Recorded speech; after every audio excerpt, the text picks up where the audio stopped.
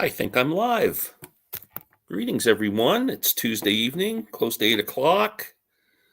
Thank you for joining us. One in the house. Please excuse me while I go do my stuff here. I gotta do my homework before get things set up. I hope you're doing well. Who's ever out there anxious to come on board in the house? You get front row seat. Very cool.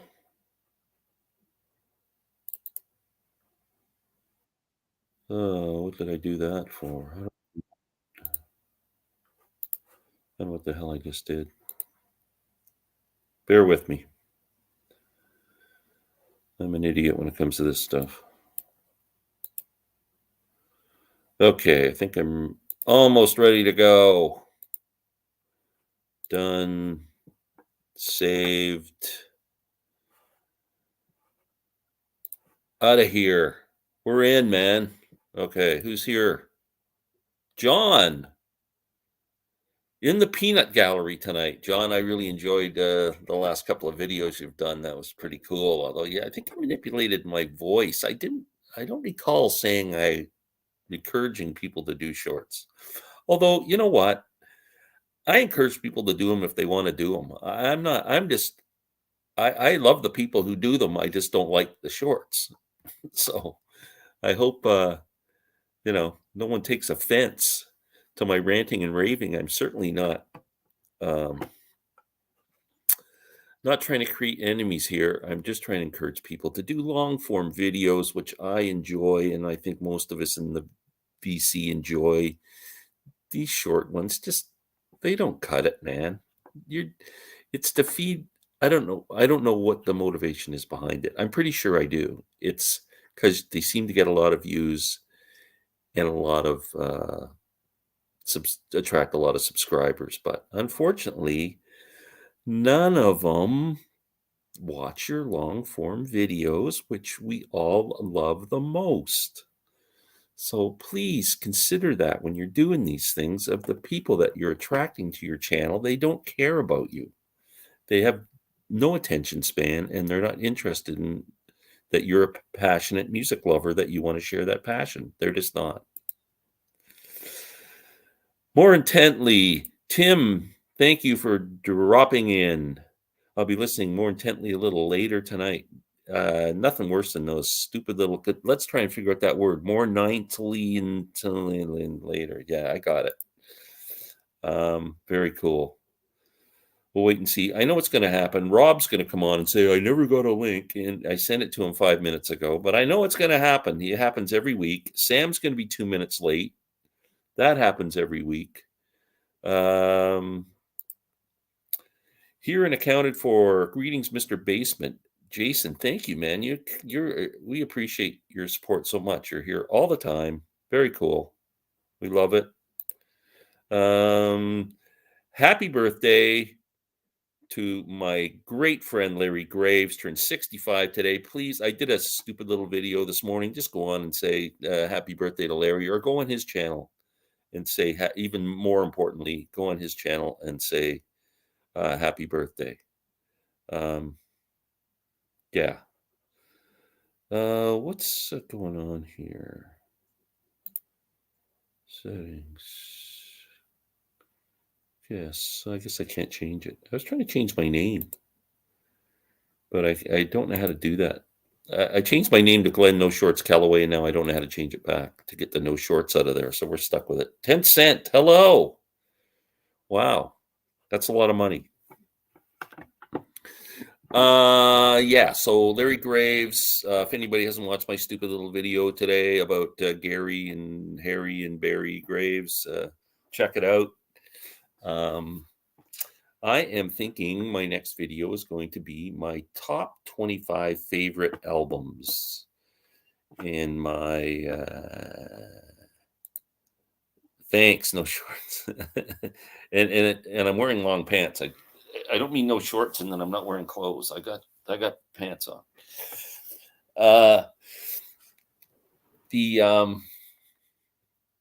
I'm thinking about doing top 25 favorite albums, but I keep wrestling this within my head Is my top 25 favorite albums, is that the same as saying these are the albums that I think are the greatest albums?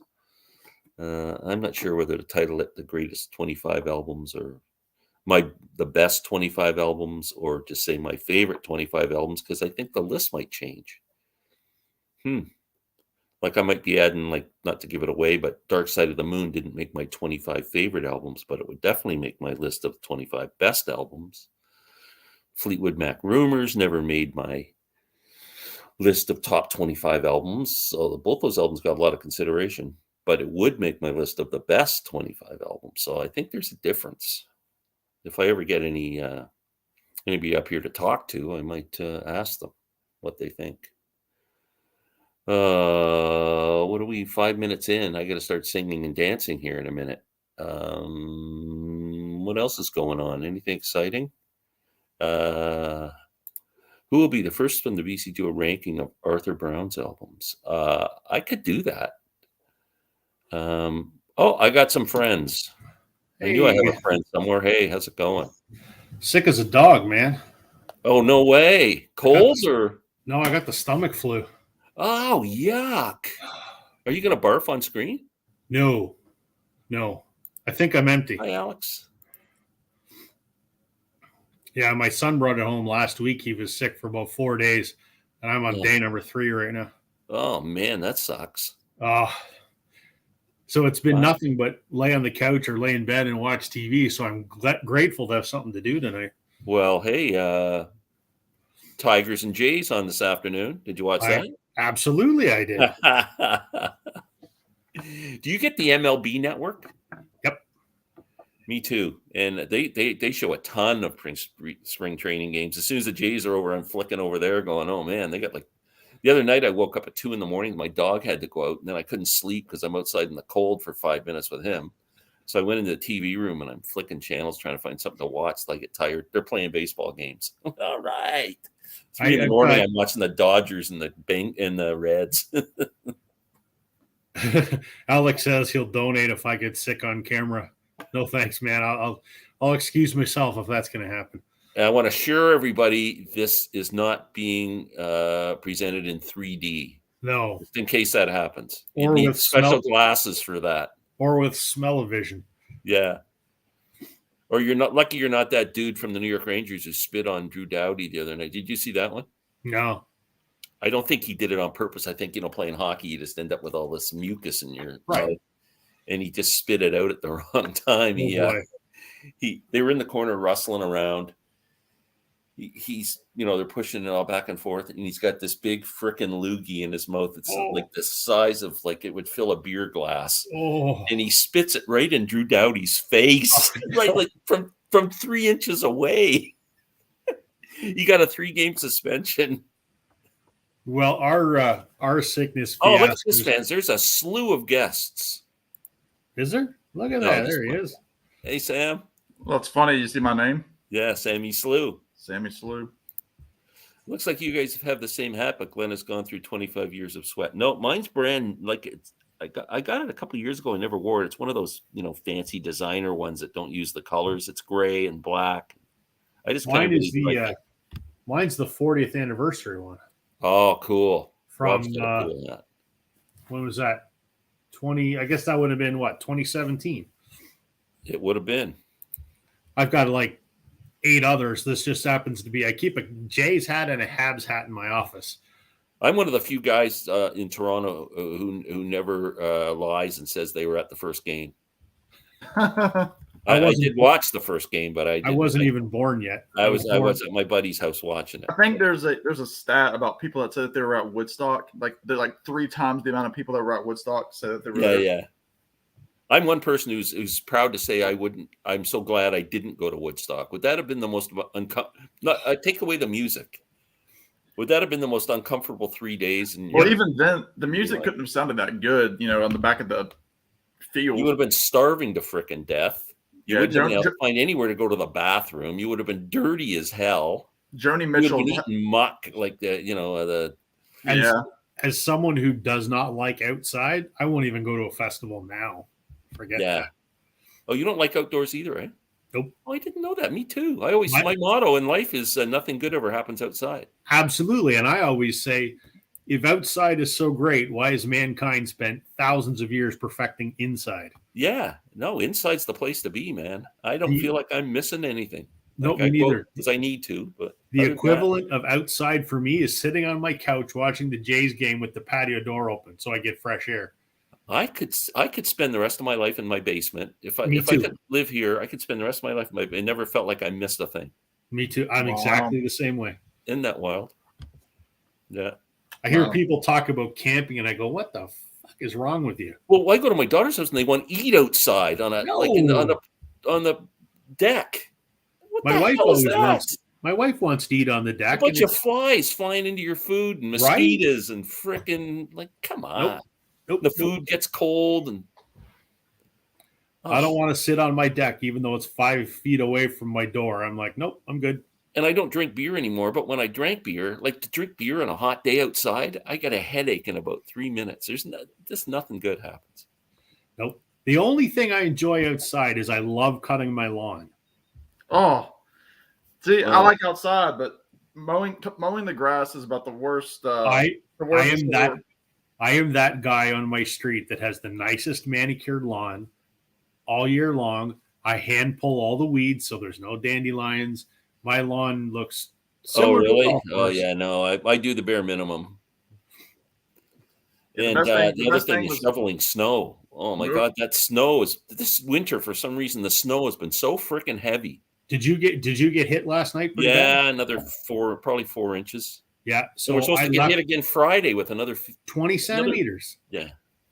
So I left it till this morning after we walked my son to school. And bearing in mind, I'm fighting the stomach flu, so I'm not at my peak strength. And I was out there for 2 hours. And by the time I got in, I thought I was going to die. And I laid on the couch the rest of the day. I was doing it at 5 o'clock this morning. Oh. Yeah. And I stopped. I left the driveway, and one of my neighbors, I don't know which one, was kind enough to bring his snowplow over and do my driveway because I couldn't do it. I was just going, I can't move another inch of snow. It's so my snowblower bit the dust, so I'm doing it by hand. I got to buy a new one next year. Okay, Alex, happy birthday. Oh, Music Talk with John. My birthday vacation has started, so I'm about 6. Oh, when's your birthday, Alex? I'm going to be Chatty Cathy tonight. Well, that's okay. We need having a bunch of beers. Camping enriches your experience with nature. I don't need any experience. Yeah, we don't need. Nope. There's nothing out in nature. I hate bears, sharks, and heights. If I want none of those, I don't have to experience any of those in my house. If I want nature, I'll put on the National Geographic Channel. Yeah. Oh, it's funny. I love watching those kind of shows. Like I watch people climbing Mount Everest and crap. Oh yeah, me too. I like those shows. Yep, me too. I like someone else doing it vicariously. Yeah. I'm in Wisconsin right now. I spent today shoveling snow. Yeah. Christian's got the right idea. You got it, Christian. Charles Bukowski was made to get on his hands and knees and use scissors to manicure his father's lawn. Wow. I don't know who Charles Bukowski is. I don't know. That sucks. Mr. Bukowski, the father, we managed to get 40 degrees in Riverton Monday, warmed up slightly. My stupid comment should have said wait, not sweat. Or not sweat. Again, it's the beers. Hey, Grant, how are you? Glad you joined us. I always think Grant's mad at me because I slam the shorts. But I'm glad he's here. I thought John was mad at me. I made this brilliant retort to his Canadian video, and he answered everyone else's comment but mine. And I was like, holy shit, what did I do? Yeah, I almost called him an idiot, but then I thought, no, he might take it seriously, so I didn't. We chatted over email today because I said to him, I said, you talk about all your Canadian friends on the VC, Rachel, that was hilarious. And Glenn, and I said, I was on the goddamn live stream and you ignored me. What the hell? Yeah, that was funny. Uh-oh. Sam, I have something to tell you. Tell me. You have great hair. I'm getting a haircut Grant's tomorrow. Not mad at me. There we go. It's official. I'm getting a haircut tomorrow, Glenn. You're getting another haircut? I'm going to cut my hair tomorrow. Why? What? Who, me?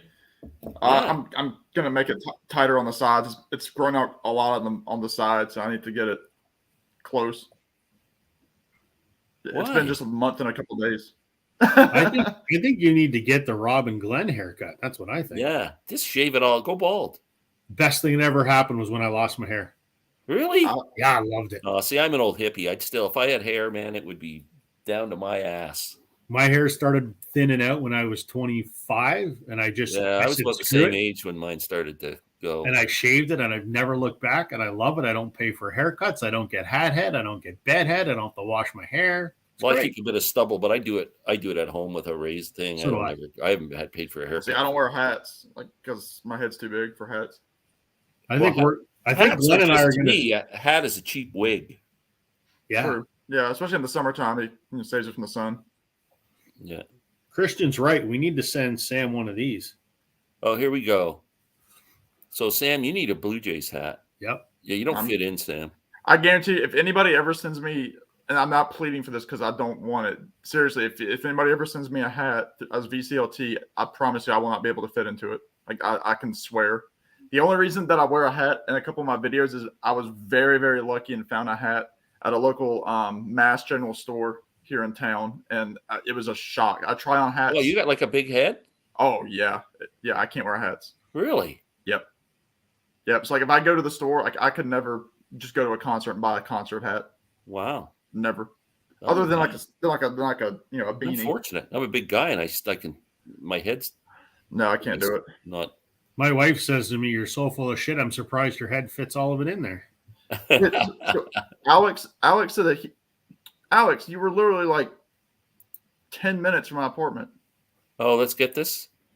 That Roanoke Airport is one of the cutest and most. Yeah, the airport. That's where I always stay, up by the airport. Glenn stays across from it usually, or in that neck of the woods. That's like 15 minutes because I'll take Glenn over there, and he pays me handsomely. Yeah. I know I made it.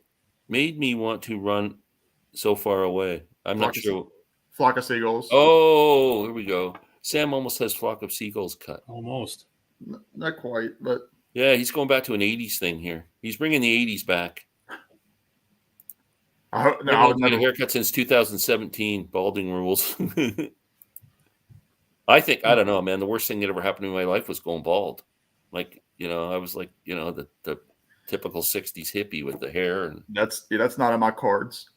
Yeah. I can't picture you as a plumbing salesman with hippie hair. No, it wouldn't have worked. Especially my company. They were pretty conservative. They used to make us wear ties when nobody was wearing ties. And I'm calling on construction sites. We're walking in a tie. So I stopped wearing them outside the office. I would make my calls. And then every time I had to go in the office, I'd put the tie on in the car and then walk in like I'd been wearing it all day. Like, screw off. There's a few guys in our company that wear ties, and I laugh at them because we're in the commercial woodworking business. So I'm in kitchen cabinet shops every day. And I go, you don't walk into a woodworking shop wearing a tie, you fool.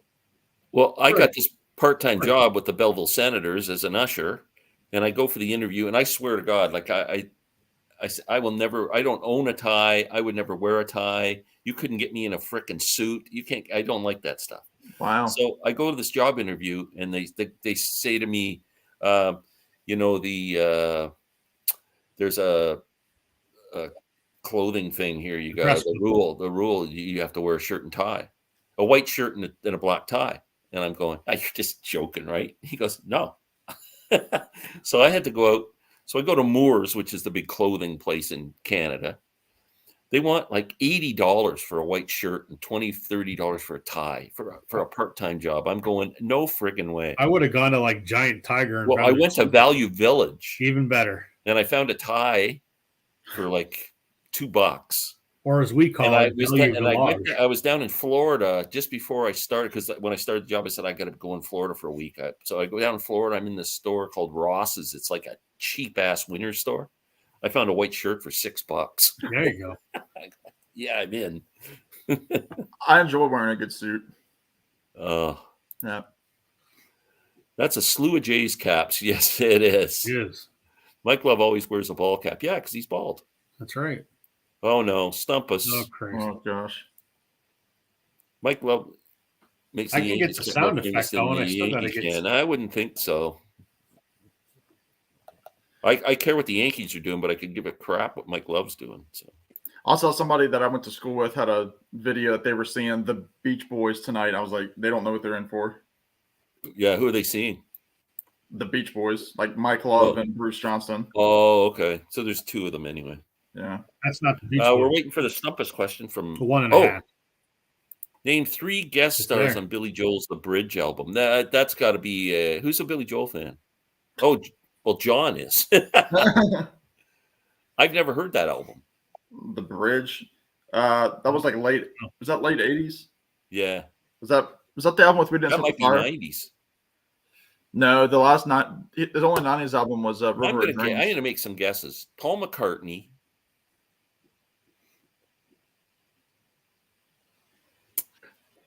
I'm gonna guess Slash. Ray Charles, because someone just gave away one of the answers, Jim Keltner. and somebody that he would be and Elton John. Mark Rivera. 1986 it came out. Dave Grohl. Yeah, he's on everything. Although he Okay. was too young then. I'm going to say McCartney, Ray Charles, and Elton John. What's the answer there, John? Yeah, Harry, that's what I was going to say. Ray Charles. We're anxiously awaiting the answer. John doesn't have it. He was just asking. Yeah. He's a huge Billy Joel fan. Now that he's a big shot with all that dough, Yeah. that Larry Graves money. Steve Winwood, one of my favorites.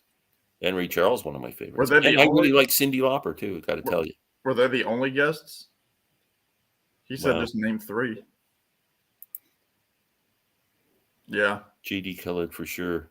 He'd let you know it, too. Yeah. Unreal.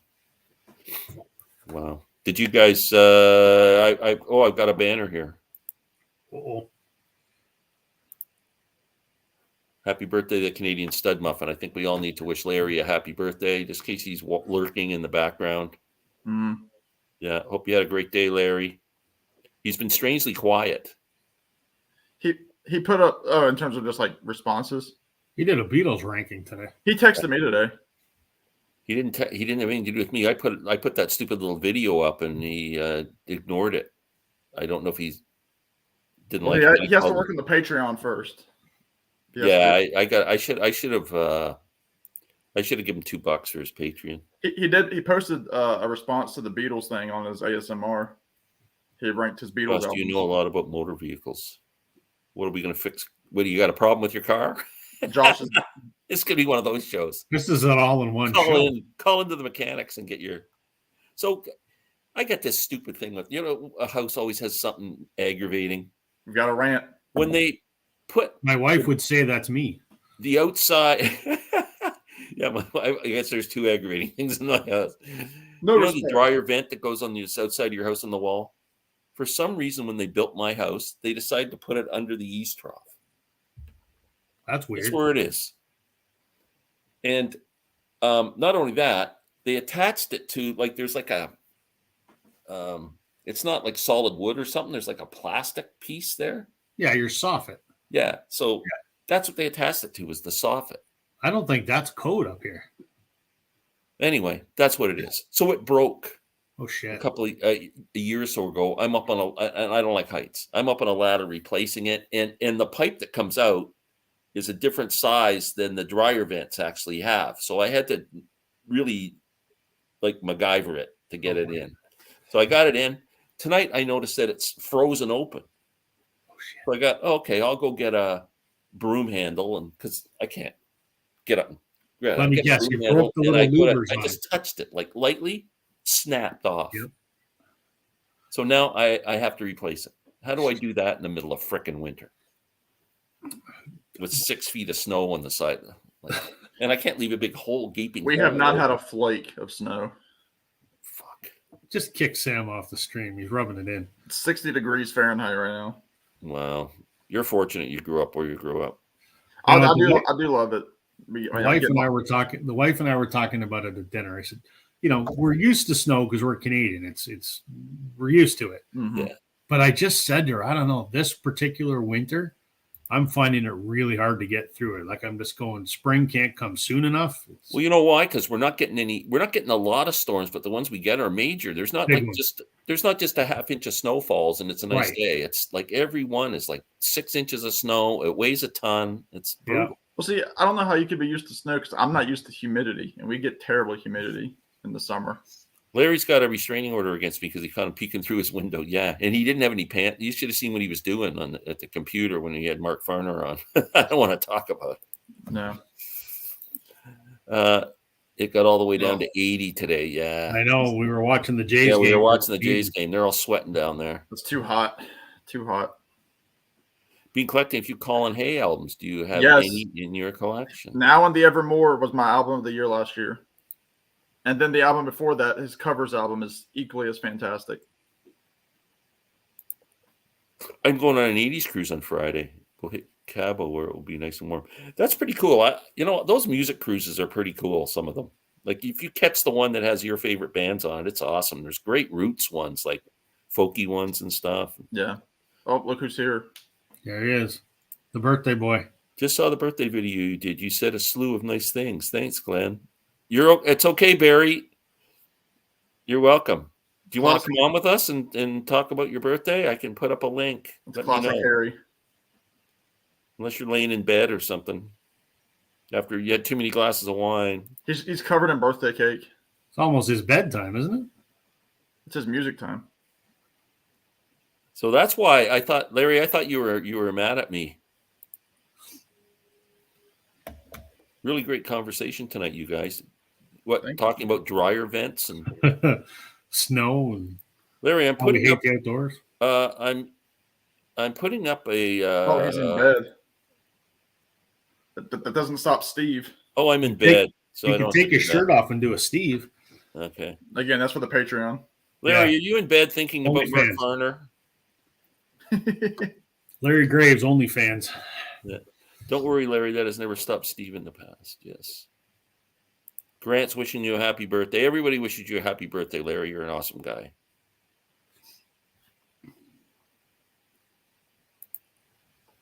And we should get together next week and maybe do some crocheting. Make some shorts. Yeah. Evening, fellas. Hey, Brian. Hey, Brian. So we should get started with our little theme for tonight, I guess, eh? We should. We are going to rank our best 10 Beatles covers. Now, not songs that other Beatles songs that other bands covered, but songs that the Beatles covered. Yeah. So we're going to do our top 10. Happy birthday, Gary. Right on. Yeah, Barry's a good guy. He deserves all the love he gets. Jerry's awesome. Let me ask. Stripper edition. Does the song "Come Give Me Your Dying Hand" is that a cover? Because they're technically covering themselves in German. I never thought about that. No, that's just them doing. Well, it's number one, so there's a spoiler. Yeah. She liebt Dick, maybe. Yeah. I love saying that. I feel like I'm swearing. Yeah, if you stub your toe, that's when you stub your toe. Dick, you moron. Okay, so do you want to get started on this? Let's do it. I guess we can start. How was this hard? I'm going first because I never get to go first. Was this hard for y'all to rank? Piece of cake, because I love covers, and Beatles covers are my favorite. So yeah, this was my favorite topic we've done yet. Okay. Wow. Well, I'll send me the money via Venmo. There you go. So I'm going to start with my number 10. All right. And the reason it made the list is because of George's contribution. And it's Till There Was You off of With the Beatles. I just love his guitar break in that song. It's so cool. And Paul, for some reason, doesn't know how to pronounce the word saw in that song. He saw them ringing. I don't know where that came from. Do you think that was like a mistake and they just left it in? That's how the Brits say it. That's how the Brits are. Yeah. Yeah, it's like they say water, which is actually funny. That's how we say it. Some people in the South, like my mom says warsh, which is very British as well. Their A's sound a lot like ours. My grandmother was British and she used to do it all the time. Yeah, SAR.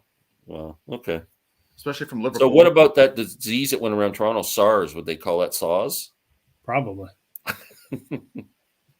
Anyway, people doing these Beatle rankings, I got to just change the subject for a second, are ranking this album really low, and I ranked it pretty high. And the reason I rank it pretty high is because I think the Beatles songs on here, like "Won't Be Long" and "All My Lovin'," are great, and then all the covers on here are freaking fantastic. Awesome. Yeah, so that's why I love that album so much. You know, Anyway. it's fun. I'm of the same opinion. I love that album for the same reason. The covers are great. The originals are great. It's one of my favorites. Yeah. Except "Till There Was You." The only Beatles song I like less is "Yesterday." Oh wow. You're very Yeah, wrong. but George, don't you like George's guitar break in it? I do. No, I do. Yes, absolutely. Beautiful.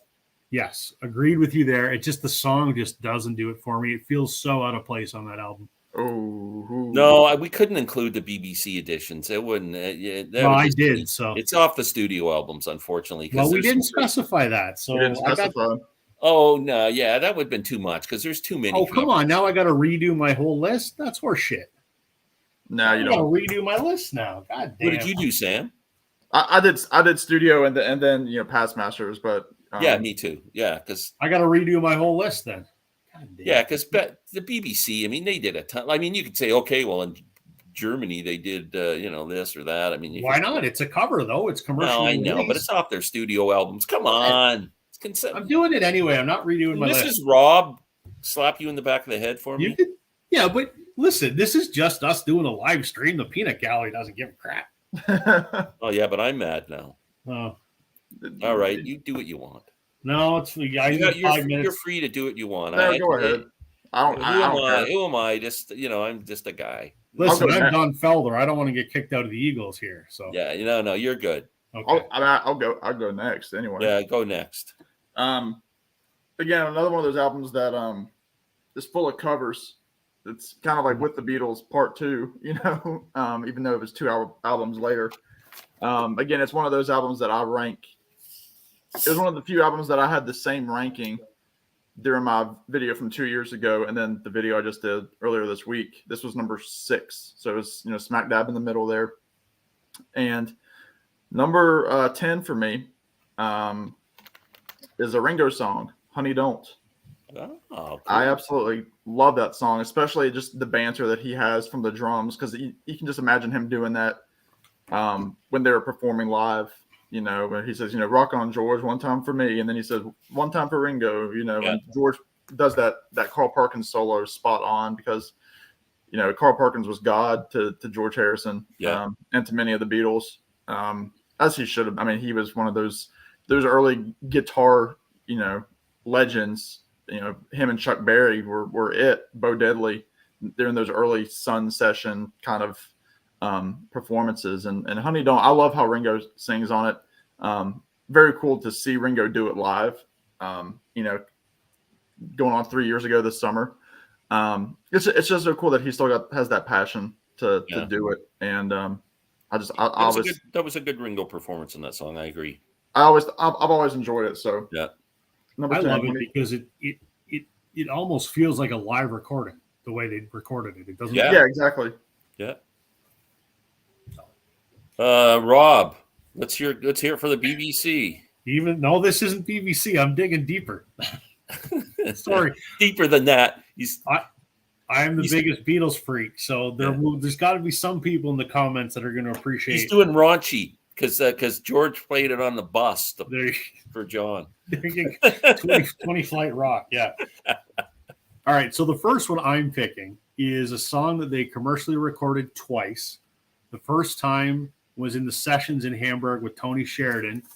It's "Ain't She Sweet." Oh. Which was a Tin Pan Alley song from the 20s. Yes. That they sort of stylized in sort of the British skiffle kind of whatever. So this is the version that was released around the time that they were becoming famous in England. This is on Atco. And it was released on a number of albums. In Canada, we have this Hamburg album called "Buried Together," and it's on here as well. They re-recorded a version of this during the Let It Be sessions, which is a very different take on the song. Obviously, they're 10 years later, and it's on Anthology 3. And I think both of those versions of that song are fantastic. It's a real John's vocals on. He's got that raw, "Ain't She Sweet." Yeah. Great song. One of the first songs I learned on ukulele. There you go. "Taste of Honey." Good pick. Misery. Yeah. Who wrote Misery? Do we know that? That's a Lennon McCartney song, isn't it? That's what I'm wondering. I'm pretty sure it is. Yeah, Yeah, they wrote that. It's not a Misery's cover. Misery's We're doing the original. covers. Harry. It's not a cover. Yeah, we're doing You're Beatles cheating worse covers. than Rob. I'm not cheating. There was no specification of it being studio albums. Long Tall Sally. That might make an appearance. Go Jays. Yes. Hey. Did we win both games today, Glenn? Because it was I a don't split know. squad game. I just They saw the only one tell- that turned it off, and then I watched the Dodgers and the Reds after that. Because they televised the Tiger when we played the Tigers, but we Gosh, also I have played- challenged Harry for that. Sorry, my bad. Yes, Harry, you're going to get kicked off the stream if you do that again. Nobody's as bad as John, though. You're only allowed one Beatle mistake, and that's it. You're banned. Rob always already had his, right? Okay.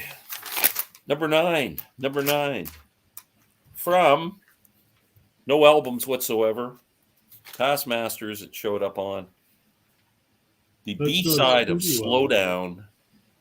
Matchbox. Nice. Ringo. Yep. Ringo. I think it's my favorite Ringo Beatle performance.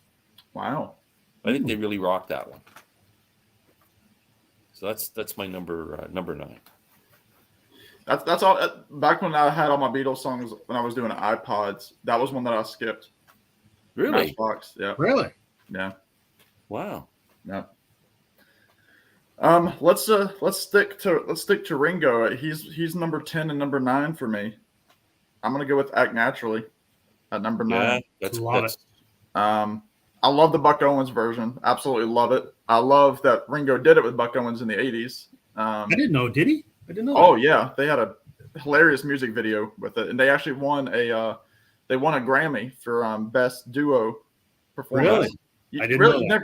Ringo was a buckaroo for a while. Who knew? Yeah, He was also Mr. Conductor too. Yeah. The video is like they're in like this. They're filming a Western movie, and like they're the actors like divas, and like Ringo, he gets whiskey and he drinks it. He's like, that's real whiskey, and then they start singing, and they're Ringo with the ponytail and the sunglasses, and Buck Owens with the red, white, and blue guitar. It's really cool. You need to watch it, Rob. But it's a great performance. I love Paul's harmonies in the background too. With "Gonna Be a Big Star," and I mean, whenever I sing it, even with Buck, when I hear the Buck Owens version and sing along to it, I do it in like the British accent because I'm still thinking about Ringo. So yeah, great cover on "Help." Number 9. That is Ringo does a great job on that song. I agree. Then from the BBC. No, From I'm Hamburg. digging deep again. Digging deep again. So my number 9 is a Beatles. Everyone knows the Beatles were huge fans of Buddy Holly, and they covered an obscure B-side from Buddy Holly during the Let It Be sessions called "Mailman, Bring Me No More Blues," which is off Anthology 3. It's digging deep. It's kind of like a shuffle with a backbeat. It's just I don't know. I'm not generally fond of the Let It Be sessions for various reasons, but that's one of the. It's only like 2.5 minutes, so it's. I don't know if they omitted a verse or not, but I love that the spontaneity of it. I love John's vocal on it. I love the time of that song. There's a great guitar riff in it. I just think it's a good song. I've never heard the Buddy Holly one, so I don't know what it sounds like. I've never heard the Beatle one, unless it was in the movie and I missed it. If I were to add a Beatles cover song, not from a studio album or B-side, one of them would be "Three Cool Cats." Yep. I love how it says "potato chips." Words of Love might make an appearance. Give us He's some. Mr. Postman. Might see that. Might see that one too. Might see that. You won't see that one on my list either. Well, stay tuned. There's always Wikipedia, Harry. Act Naturally, Buck Owens on Ringo's photograph, best of Ringo Starr. Oh, I didn't know that. Used to talk, John. I know I had to take a call and missed it. I don't know. Beatles did the first country rock songs. Possibly. Yeah, that arguably. I'm trying to think of who else was doing them. If you don't count, like, I mean, obviously rockabilly was its own thing, but in terms of like a rock and roll band that, Although Jerry and the Pacemakers did Jambalaya on their first album. yeah, I'm trying I to think probably you would have heard more from those kind of bands if you looked it up. Some of them. Yeah. Okay, we're number 8. Well, did you go? Oh yeah, you're number 8. No, you're Off number. of I'm going first, so number 8. Yeah. Beatles for Sale, Words of Love, Buddy Holly. I love their harmonies on that song. I love Ringo playing on the case. He's not playing the drum set. He's playing on like a packing case or something. Mm. And great cover version of that song. Wow. Number 8 from the debut from Please Please Me. I'm going to go with A Taste of Honey. I love that song. I love Paul's vocals in it. I love that last note that he hits where he says, and you, and then that guitar that George, da-down, da-down, ba-down, da-down. It's just, it's wonderful how he does it. The way he says sweeter, it's almost like he's saying treater. Sweeter. Tasting much treater than wine. That was probably it sounded like it was one of the later night sessions during their marathon. And I'm also thinking if you didn't need to go sweeter into a microphone, you might like, I don't know if you'd get blow it out. You could, yeah. Sound or spitting sound or something. Maybe it was just a great song. It's completely different than the Herb Alpert version. A little bit. Very ballady. I love how he sings it. Great lyrics. I dream of your first kiss, and then it's so great. And Paul does a great job on that. It's one I wish it would be neat if he pulled that one out more than he did. I think he did it sort of in the 90s, but not really. Like doing like a medley of early Beatles songs, but Taste of Honey. And Mr. Obscure, it's your turn. This is from Obscure. You should change. No, there's a guy already has Rob already has Rob Obscure, so you can't use that. I know. Listen, I'm a Beatles completist, and all anyone ever talks about is the studio album. I'm going to make sure I'm more specific with the rules next time. I feel like I'm going to get kicked out of the Eagles. No. All right. So from Glenn's much beloved Live at the BBC, the Beatles covered a lot of Chuck Berry, and I love all of them, but I have to pick not the one you would think. It's on actually both of them. I'm going with Memphis, Tennessee. Yeah, great song. I love that song. John screws up the lyrics on the version that is on Live at the BBC Volume 1, but it's still a fun song. So it wouldn't be the last time John screwed up any lyrics. Well, and I think maybe it was that he just didn't know what the lyrics were because they were just relying on listening to the record, or couldn't Google them in 1963. But right.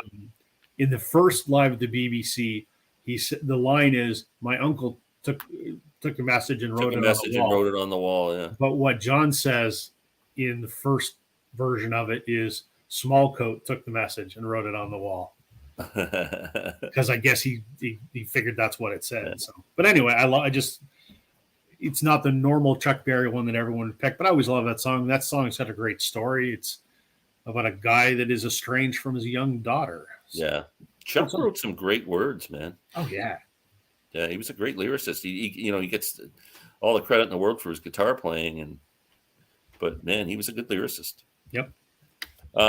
Roy, thanks for joining us again this week. And the Ringo album is fantastic, but I gotta get a little nitpicky here. It isn't his first solo album. It's his third, right?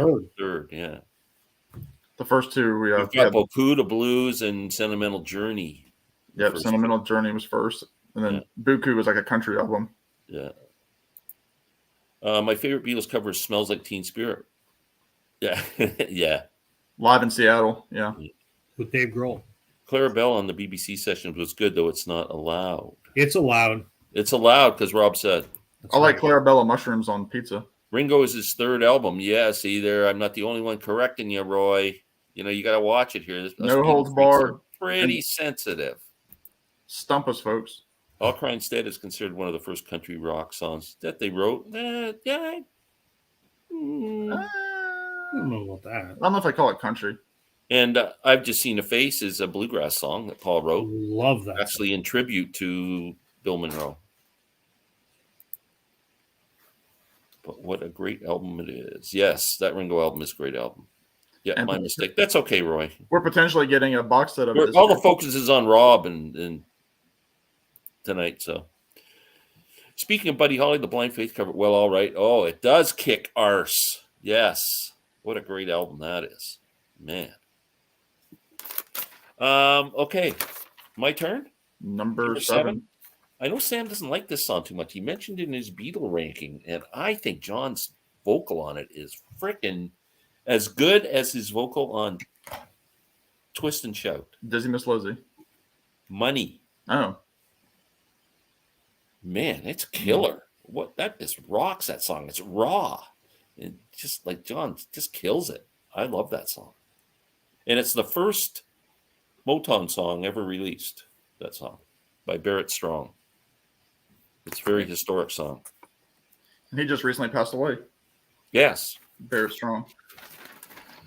Number 7. From one of the great girl groups that the Beatles did it fantastic on with the Beatles, Please Mr. Postman. We might see that later. Yeah, might show up. I love how that they do it so they stay true to the original, but they've got that great Beatles charm because you can hear Paul and George hitting those high notes, like they're getting there, like they're on their tiptoes. It's a fairly complex. It's a pretty complex vocal harmony on their version too. Yeah, I mean, you figured at this point they were only 21 years old, right, doing this, 22 years old, and they're killing it. George, just barely into his 20s. Just a fantastic track. John has that crying vocal, that and then in the background, send a letter in your back. It's killer. And I love how he says "deliver the letter," almost like in that German accent that he would do sometimes from stage. They must have had so much fun working out all those vocal parts because all three of them, like they did their and they were songs blended so well, and it just must have just been thrilling when they first kind of would discover something like that. Because again, a lot of these songs, it's kind of like "Please Please Me." These are just kind of holdover tracks that they were doing at the Cavern, still. Yeah. So these covers, they've been doing for 4 or 5 years anyway. If I ever got to meet Paul McCartney, it would be one of my questions is, just tell me about working out the vocals for some of these songs because it must have been just amazing. Then in the thrill when you first heard it and when it was coming together and the magic of that, because it's you got to imagine the Beatles when they did "Please Please Me" going into a studio for the first time. Yeah, I mean they did studio but a good studio, Abbey Road. Yeah, I know it couldn't have been. I mean, it had to been incredible. Yeah. Harry and Roy need some fact checking. Yeah, but we're forgiving them tonight because all the focus is on Rob. Oh, come on. I just wanted to bring a little bit extra to the story. I went through some effort. Buddy. I'm happy that. It adds a bit. He took off time from work. It makes the whole night more interesting that you did that. God, Don Henley, take it easy on me. It's the end of the innocence, that's for sure. No, I'm just a hired gun here. Well, if we're going to do Eagles, take it easy, Rob. Glenn, Glenn's just looking right through those lion eyes. A lot of bitter fruit here tonight. Hope there's a 60th anniversary of. It'll come eventually. It won't be this year. It might be the 70th because Rubber Soul's this year. Sorry, I play badminton this time every week. You're too good for me, guys. That's Roy. We appreciate you coming by every week. No, Roy, you're a good man. If you could ask Pete Best one question, what would it be? How does it feel being an idiot? No, I'm kidding. Yeah, well, a loser more. It wasn't his choice. But what would it be? Do you really think you live up to the name? Yeah. Who really burned the condom on the wall in Hamburg? Was it you or Paul? I don't know what else to ask. I got to blow my nose. You guys carry on without me. I got to do my number 7. So it's number 7 BBC cut. No, this is actually a studio album. Hey. And not only that, I figured just for you guys, because I knew I was bending the rules, I'm bringing out the UK first pressings. So here we go. Off Beatles for Sale, my UK first press. Kansas City, Hey, Hey, Hey. Oh, yeah. Wow. The Lever Solar song. Great vocal performance from Paul. Yeah. One of the most rocking songs I love that whole Beatles for Sale to me. Most people say it's a shitty album, and a lot of people, they were burnt out in between tours. That's why it's a lot of covers. I love the covers. I said that up front, and that's why I love that album. There's so many good covers on there. And the Beatles made their name playing covers at the Cavern and at the Star Club and whatever. So to me, Beatles for Sale just sort of harkens back to what they were before Beatlemania. So that's my pick off that one. I love it. And I was very happy. That almost made my list. The one time I was in Kansas City listening to that was really cool.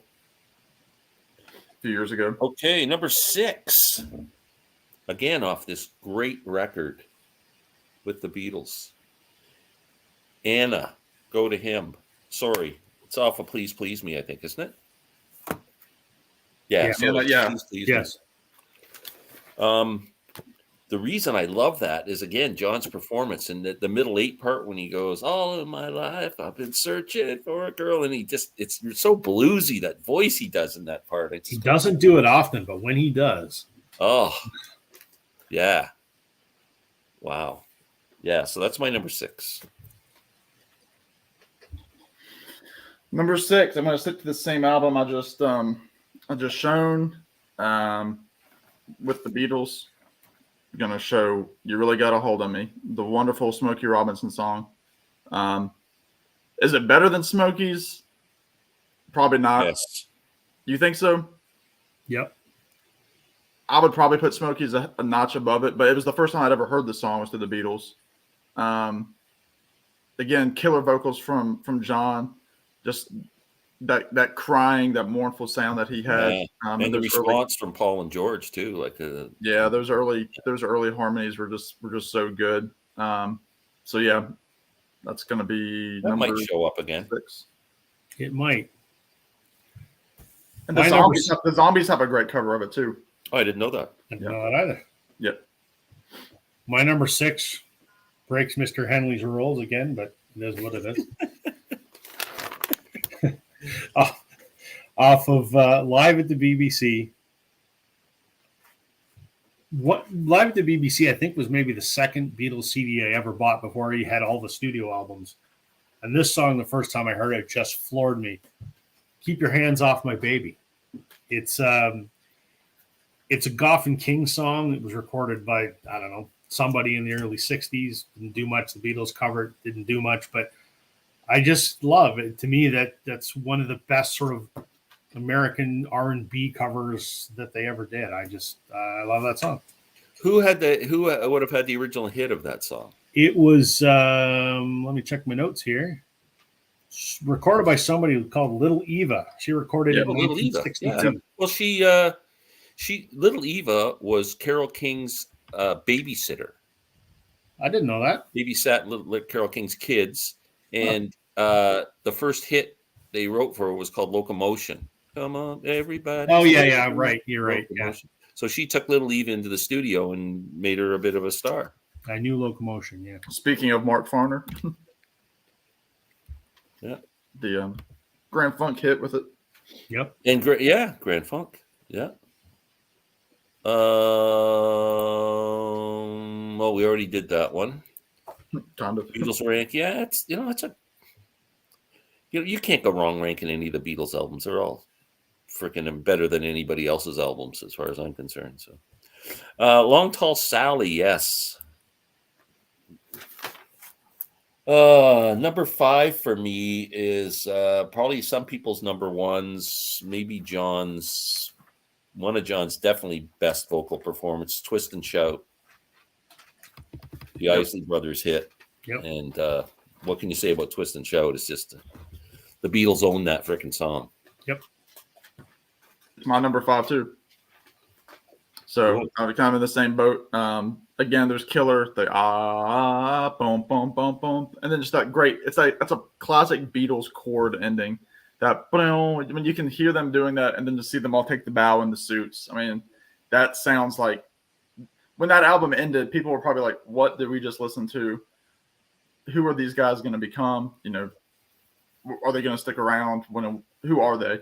And I'm sure many people heard that song. I mean, Twist and Shout was a huge hit, but I'm sure many people heard that song and thought that's a Beatles song. Like that's that somebody else covered, which I know I probably did when I was young when I first heard this, and then found out that it was a cover. So it's one of John's best vocals, if not the best. And goes great with La Bamba. Same kind of sound.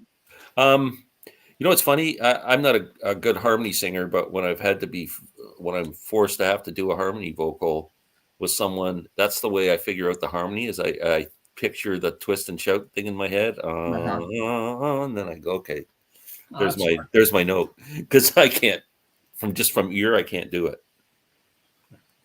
Yeah, I wish I had that skill. Some people could just jump right into any. Oh yeah, I played with people who are just like, yeah, incredible with it. I can't sing because it tortures people. Everybody can sing. No, not me. Yeah. Nope. All right, my number 5 is from a studio album. And unfortunately, we're going to lose Josh because he threatened to leave if anyone brought up this song. Mr. Moonlight. Bye, Josh. Hey, maybe come back next week. Come back next week. On the subject of great vocal performances by John, I just love that intro where John's like, Mr. Moon, you know, how he sings the big opening title of the song. I love it. We had 29 people in our chat, and as soon as you said Mr. Moonlight, it went down to 23. No. I'm just shitting the bed all around here tonight. But now it's back to 26 again. I'm breaking the rules. I'm scaring people away. You're bashing till there was you, and you have Mr. Moonlight at number 5. You're a rebel tonight. Apparently, next week I'm being replaced by John. So I don't know. No. We bashed John already. He's not going to come out. All right. Yeah, he's a loser. He won that stupid contest. Took my money out of my. And he snubbed me in his Canadian Friends video, which pissed me off. I'm a poor pensioner here, a retired guy trying to make ends meet, and he's stealing the $100 out of my pocket. But we're losing sight of the greater issue. He did a video of his Canadian Friends, and my face is on the damn screen, and he doesn't even mention me. What the hell? Yeah, I don't know what that is about. And he and I are supposed to start doing one of Chance's podcasts together monthly, and that's the kind of thing. That'd be pretty cool.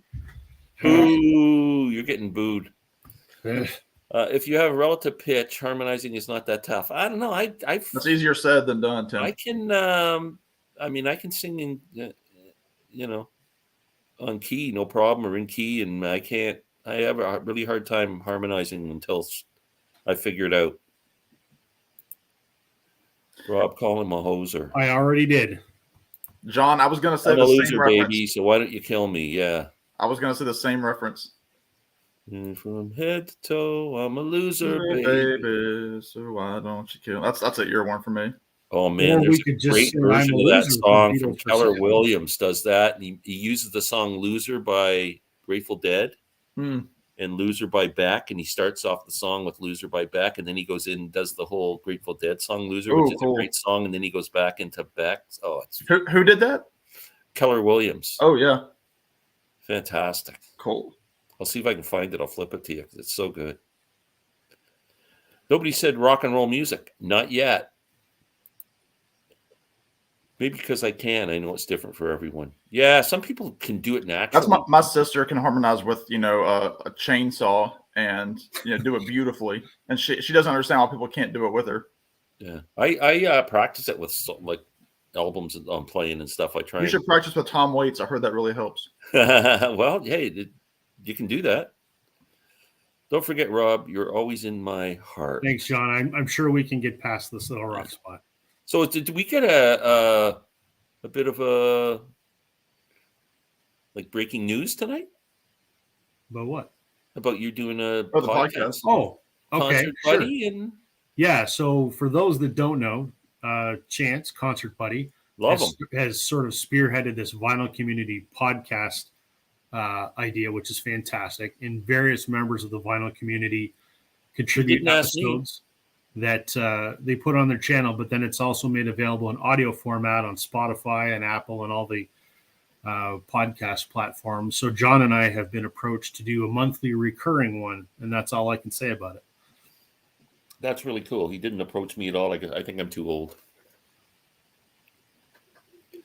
He needs young and vibrant. John talks a big game about, being nice and everything, but we know how he's. Yeah, we what he's know. doing.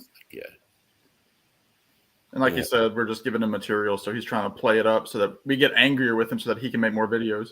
The guy wrestles alligators in his part time. He's only got one leg. I don't know if you've ever seen it. I don't know how he Yeah, walks I've around. seen He does. that. I noticed that when he walks. Yeah. I think John and I'll have our episode done by the end of March. So Yeah, that's pretty cool. yeah, I'm Like excited doing about that. it. Actually, I like Chance. He's a good guy. he's a great guy. Yeah. John, I'm warming up to him. Gary, He take hasn't off, seen eh? me. Oh, that's okay. Who's next? You. You're up. Number 4. Number 4, off of Beatles for Sale. The last track. Great vocal from John, from George, plus great guitar. Another Carl Perkins classic. Everybody's trying to be my baby. Baby. Yeah, great reverb on the vocal. It's just great cover. That was my number 11. And then I remembered one right when I logged in, and I had to readjust my whole list. And actually, it ends up being this one. This is the one I completely forgot about it. And I sat down, pulled up my document here, and I said, how on earth did I forget that song? So I had to kick Everybody's Trying to Be My Baby so that I could fit in 10. Oh, no. So number 4 from Past Masters, it's been mentioned in the Peanut Gallery, Long Tall Sally. Oh, yeah. Just what a killer track. I mean, Long Tall Sally is essentially that's the mother of I'm Down, you know. People, yeah. I'm Down was Paul Paul doing could do Little Richard better than Little Richard. Yeah, and he always tells the story when they toured with Little Richard, when he was opening for him, that, you know, they were asking him like how he would do it, and he was showing them how to do the woo, like he was, you know, backstage kind of thing. And they said they just loved meeting Richard. And then, you know, that's just a killer vocal with that start off with the drum. I'm gonna tell Aunt Mary, and they do it better than Richard. I'll say that. I love Little Richard's version, and you can't beat his boogie woogie piano, but Paul McCartney just destroys it. I mean, it's just fantastic, and I love it. Long Tall Sally. I agree with you. I'm glad, Glenn. My number 4 is from Live at the BBC. Never heard of it. This is the last Beatles one. did songs at the BBC? Never heard that. Oh, his podcast is through the BBC. I figured it out. Yeah, okay. There you go. This is an advertisement. Yeah. In all seriousness, if you don't have Live at the BBC, you should, because it's it's absolutely awesome. outstanding. Yeah, it is awesome. The first one is much better than the second one, but it is. The first one on here. Hold on a second. I guess my wife's not watching. I can hear her walking because my dog, I think, needs to go out. Oh gosh. Hold on, I'm going to holler. This isn't going to be good for the whole show. Just mute your mic. Just Man. mute it at the bottom. Okay, here we go. Mute your mic. Now we can say all those expletives about Rob picking the BBC. I think it's fair game. I mean, I have no problem with it. how can you be a Beatles fan and not like the BBC albums? Yeah. Yeah. You could have picked, I mean, technically fair game for any of the crappy covers they did during the Get Back sessions too. And I did. I picked Mailman, Bring Me No More Blues. Yeah. Wonder if Glenn's wearing shorts there. He's wearing something. I hope. I'm glad. If he'd got up and he was just wearing tidy whities, that would have been the end of this. Yeah, the series would have come to an end. Which actually today, 40 years ago, if we're talking about the ends of famous series, MASH ended today, Yes. 40 years ago. Yeah. I bet you Glenn watched that live. Probably. Hey, Glenn. Okay, so how much abuse did I take when I was away? Well, we were just happy that you weren't just wearing underwear. Okay, yeah, no. I got to say, so, you know, my dog's 13 years old now, and he seems to be having a bit of problems going to peeing. Like he's never does this, but yesterday he always sits with me down in the basement, and he got up and he went upstairs, and I never paid any attention to it, and I guess he had to go to the bathroom really bad, and he ended up peeing in our hallway, he couldn't hold it. So now it's like we're all paranoid because he's kind of getting a little older. We got to take him out more often. So I didn't want him peeing all over the rug or something. Well, that's what I worry about when you come to my apartment, Glenn. Yeah, I know. You should be. Now Glenn's wife has to worry about two people. I do wear Depends, so Right. it's just that I wear them for too long; they get all soaked. You got to remind me to change them. I was telling Rob that 40 years ago today was the end of MASH. the last episode of MASH. I never liked MASH. Oh, that's a top 10 show for me. No, didn't like My it. dad watched it. I wasn't a fan. Yeah. That's probably why you weren't a fan. Maybe. All right. Can I do my number 4 now? Did you ever watch MASH at the BBC? Oh. You must have that on CD or something. Jesus. Go ahead, Rob. I got to email Don Felder tonight and go, Don, you have my sympathies. You know what you're going through, what you went through. Anyway, my number Just don't do any covers of Desperado and you'll be fine. That's right. Comes from Live at the BBC, Volume 1. My favorite cover of any cover they did on either of the BBC albums. It's a 1961 soul song by some guy named Arthur Alexander. I have no idea who the hell that was. Arthur Alexander is one of the great artists of all time. I don't know. Songwriter, singer. Yep. And it's a song called A Shot of Rhythm and Blues. Yeah. Love it. He also wrote which song off the first 2 albums?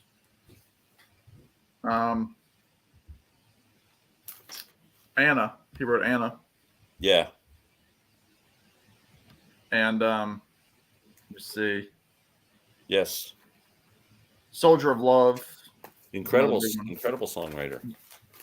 You Better Move On. A Shot of Rhythm and Blues. Yeah. You Yeah. need to check Arthur Alexander out. Yeah. Immoral. But anyway, that's my favorite of the BBC. Interesting. covers. Shot of Rhythm and Blues. Interesting. All right, Glenn. Number 3. So John watched the MASH finale. When? Like in 1982 when it was on, or It was 40 years ago today, 83. oh, make Rubber Soul Box come out soon. Yeah, I can't. We'll try, but I We're don't not think that we can do important, David. it. And I think it'll probably be the end of the year. Yeah. Bangers and MASH is good. Yes, Yeah, I'm with Glenn. Never liked MASH. Yeah, thanks, Steve. I Yeah. agree. I'm with you. No, Yeah. y'all are wrong. Alan Alda was a smart ass in that show, and it wasn't that funny. Like he tried to be like a Groucho Marx guy, but he wasn't funny with it. Like they didn't give him Groucho Marx lines. Groucho Marx was a genius, and Alan Alda wasn't. Okay. There's an Arthur Alexander tribute album out there. I think has Robert Plant on it.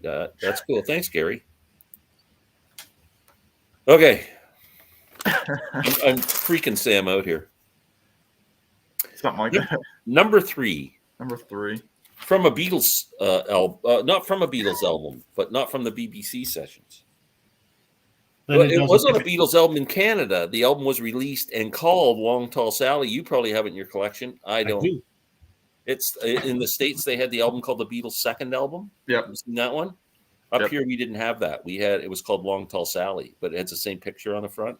Everything. Bob's going to get it. Anyway, so Long Tall Sally is number 3 for me. Do you like it better than Richards? Same picture. but No, totally I think different Wilbur track Richards is the king. Yeah, that's it. One of my Interesting. favorite early Beatles albums when I was a kid. It's fantastic. Yeah. What's the song lineup on that album? It'd be fun to hear it again because I've heard it for so long. Because that was all just one of those made up. Yeah, it's Capital, different. right? It's different than the American one. So it's I Yeah. want to hold your hand. I saw her standing there. You really got a hold of me. Devil in her heart. Roll over Beethoven. Misery, and then side 2 is a Long Tall Sally. I call your name, please, Mr. Postman. This boy, I'll get you, and you can't do that. Crazy. Long Crazy. Tall Sally was also an EP as well. Yes, it was. I know And Matt, they have it on vinyl too. I think Matthew Street said second album is his favorite of the U.S. releases because it's a rocker all the way through. Second, yeah. Number 3 for me, great harmonica in it from the first album, Chains.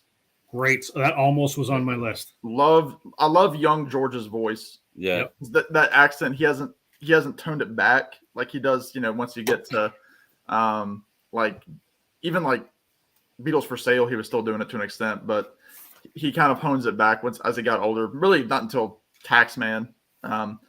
But it's just a killer song. I love the high harmonies again with Paul. My baby's got me. And then it's just, I love the little bridge. Please believe me when I tell you. Again, another Goffin and King song. Carole King. That was originally done by some girl group in the States, wasn't it? I want to say, was it the Cookies? I think so, because I remember growing up when I was a kid, my mom always listened to oldies radio in the morning. And I remember hearing that song. So then when I heard the Beatles version the first time, I was like, holy crap, I remember that from Yeah. radio. Chains. It's Dolphin and King. Dolphin Yeah. King? Yeah. Um, Somebody definitely would have done it ahead of them. Yeah, well, Carole King did it later on, but it's just a killer song. You can tell it's a Carole King, Jared Goffin song. There's Goffin lyrics and that music from Carole King, but I love George's voice in it, so it's number 3. Didn't think it would make it that high, but cool. Here we are. Rob. Okay, we'll go back to my list here. Hold on. All right, so what are we on there? Number 3. All right.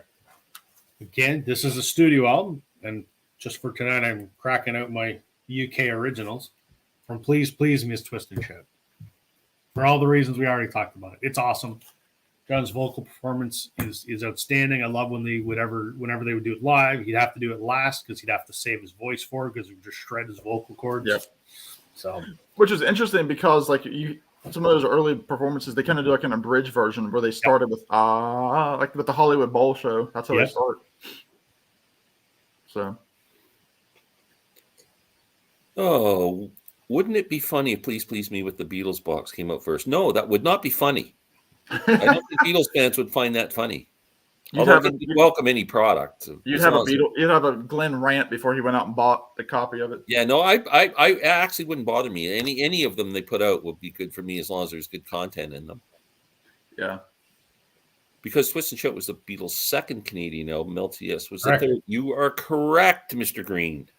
We had the first North American Beatles record, even before the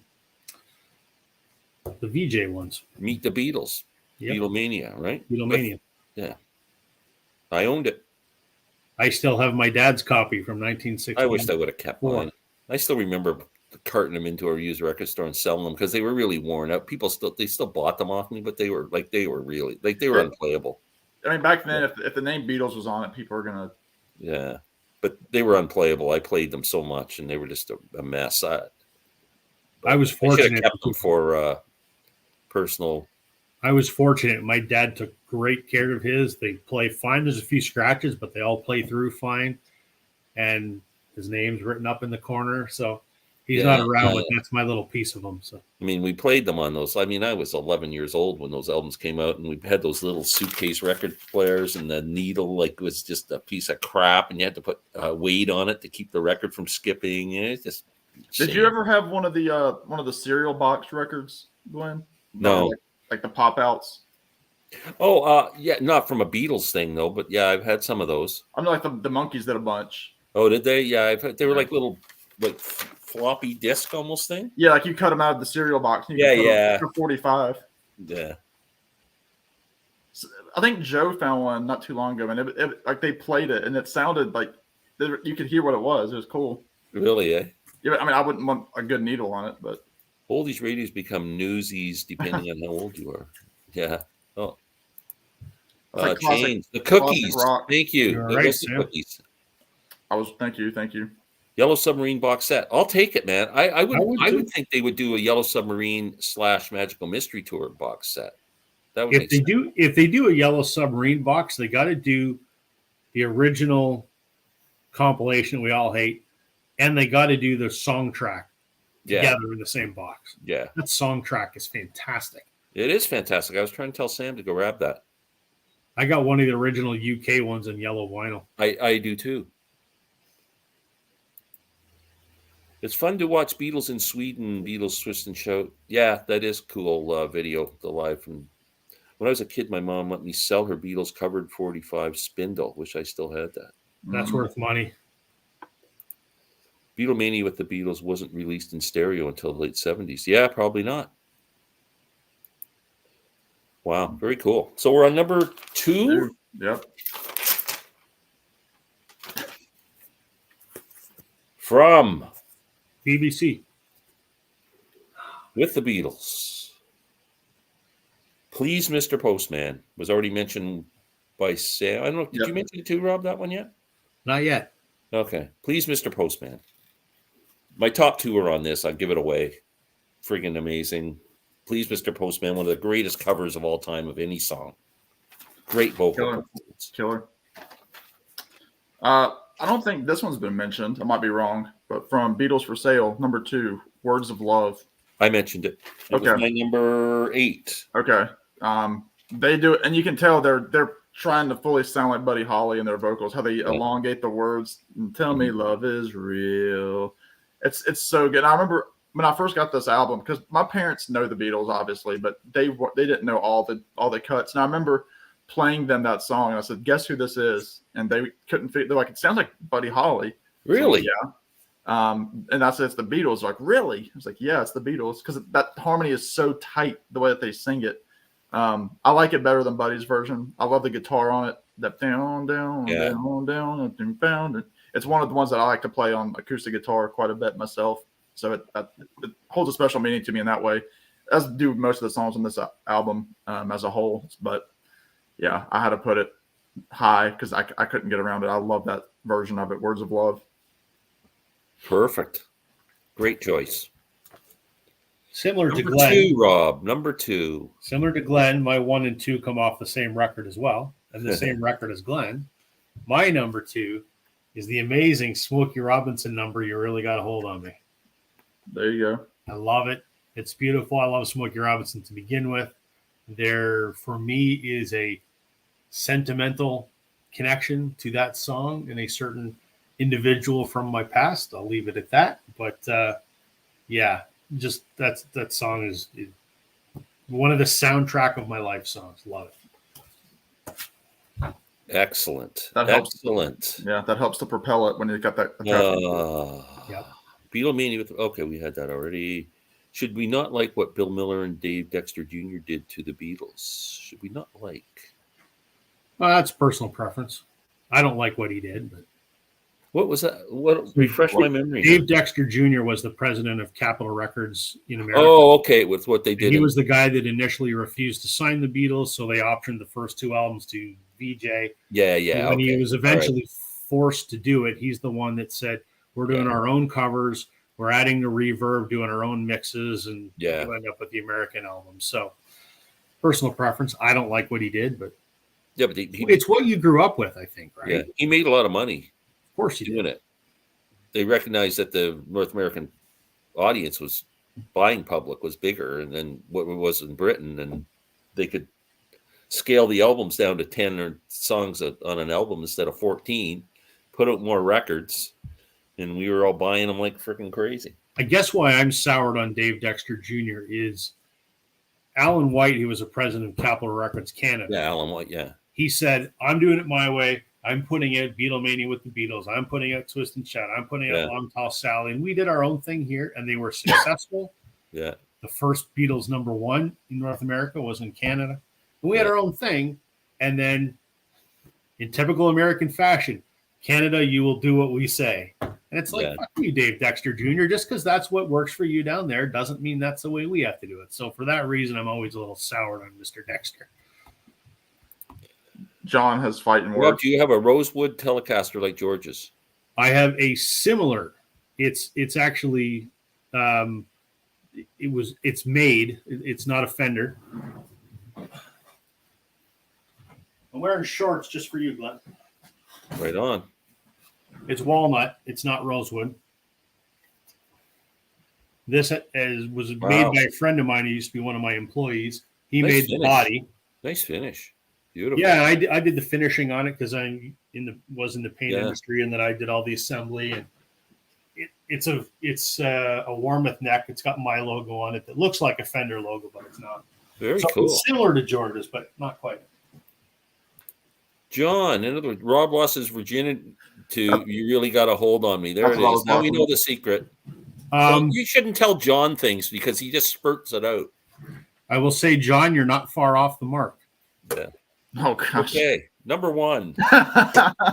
Rob got the first base on "You Really Got a Hold on Me." Let's leave it at that. "You Really Got a Hold on Me." Speak of the devil. That's my number 1. Wow. It's just freaking unbelievable. That's also who Glenn lost his virginity to. Oh no, I don't. No, that was from an Al Jolson record. Jesus. Glenn hung out with Mammy. Yeah. Louis Armstrong in 1928, I think. Yeah, this is, you really got a hold on me. I mean, just incredible. That vocal performance in that song just blows me away. One of my favorite Beatle tracks of all time. I thought we were going to match when you said that the last two were on with the Beatles, and it seems interesting that we're all ending on the same album. Till There Was You, number one.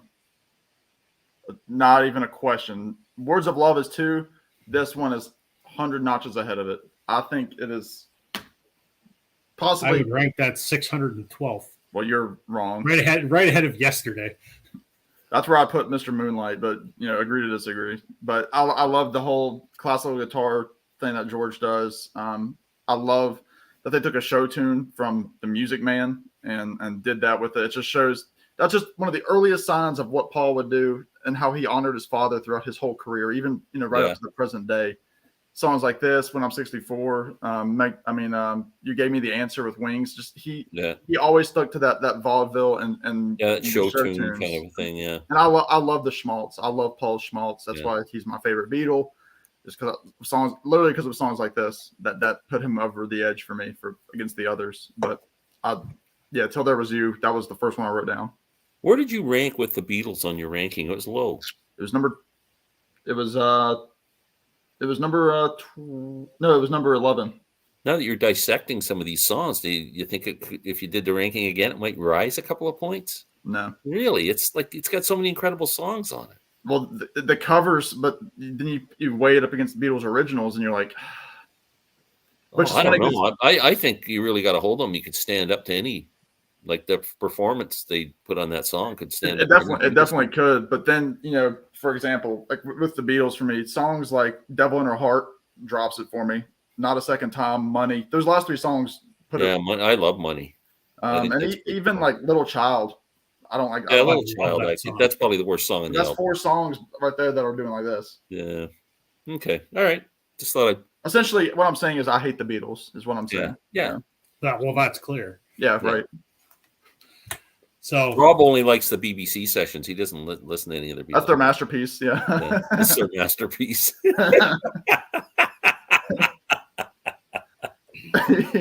Their magnum opus 1 and 2. Moving along, gentlemen.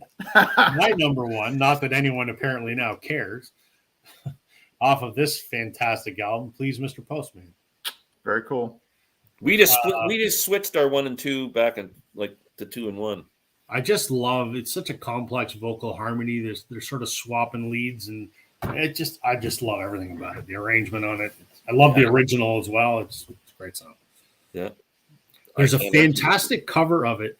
The Beatles biopic that's called Backbeat, which is about I've seen that. Stu Sutcliffe, and Dave Grohl plays drums on that album. He does, seriously. I didn't know that. They covered Please Mr. Postman on that, and they do a version that is just awesome. Cool. John, great song. To be honest, he lost his virginity Tiptoe Through the Tulips. So I would say he was tiptoeing through. Is that the Tiny Tim version? Mm-hmm. Yeah. And speaking of tiny, that John's here. Roll Over Beethoven was an early George favorite. Yeah. When did you buy those CDs? Mine do not have the Apple logo on the spine. Mine are original CDs from the 80s. Yeah, these are all the reissues. 2009. Yeah. If you know when they put out the Beatles box sets and stuff like that, they're all like cardboard or whatever you call it. Digipacks. Yeah, but they're glossy. Yeah. The 80s CDs get a lot of love now because everybody kind of got rid of them. Now all of a sudden everybody's going, "Oh, they sound so good." Like, no. Davy Jones died February 29th. So he only died every 4 years. Right. He's only been gone a couple of years. He's only been gone 2 years. 1987 CDs, first 4 albums were released in mono only. Yes, they were. I remember that when they came out. Mm-hmm. Did you see Mickey Dolenz? Did you get to watch the clip? I wanted to mention this. One of the most disappointing, that Jimmy Fallon's a arsehole. He took up like a whole minute of like the 4 minutes that he was on there. He never shut up about himself through the whole interview. And then he lets Mickey go out and sing Last Train to Clarksville, one verse. And then he pops in with his tambourine and starts playing along too. Like, he is just the biggest dick, that guy. He is a fool. Oh man, he really showed he really showed it last night. I was so disappointed. I erased that like so fast. I'm like, what a disappointing thing. Did you like what you thought? Okay. I watched it when I came home today from work, and the same thing. I mean, the first minute he was talking about when Mickey was directing in like the 90s. Yeah, and how it affected him. Although the musical guest Sam Bush played last night with I didn't know that. I fast forwarded through the whole freaking He was in thing. the band. I want to say, who was it? It was a country singer, but they had Sam Bush was playing with him. Oh wow. Yeah. So I wonder if I can find that now. Yeah, you can YouTube. Tonight Show has a pretty good YouTube page. Like it's all the clips. Not as good as our YouTube pages. But... Yeah.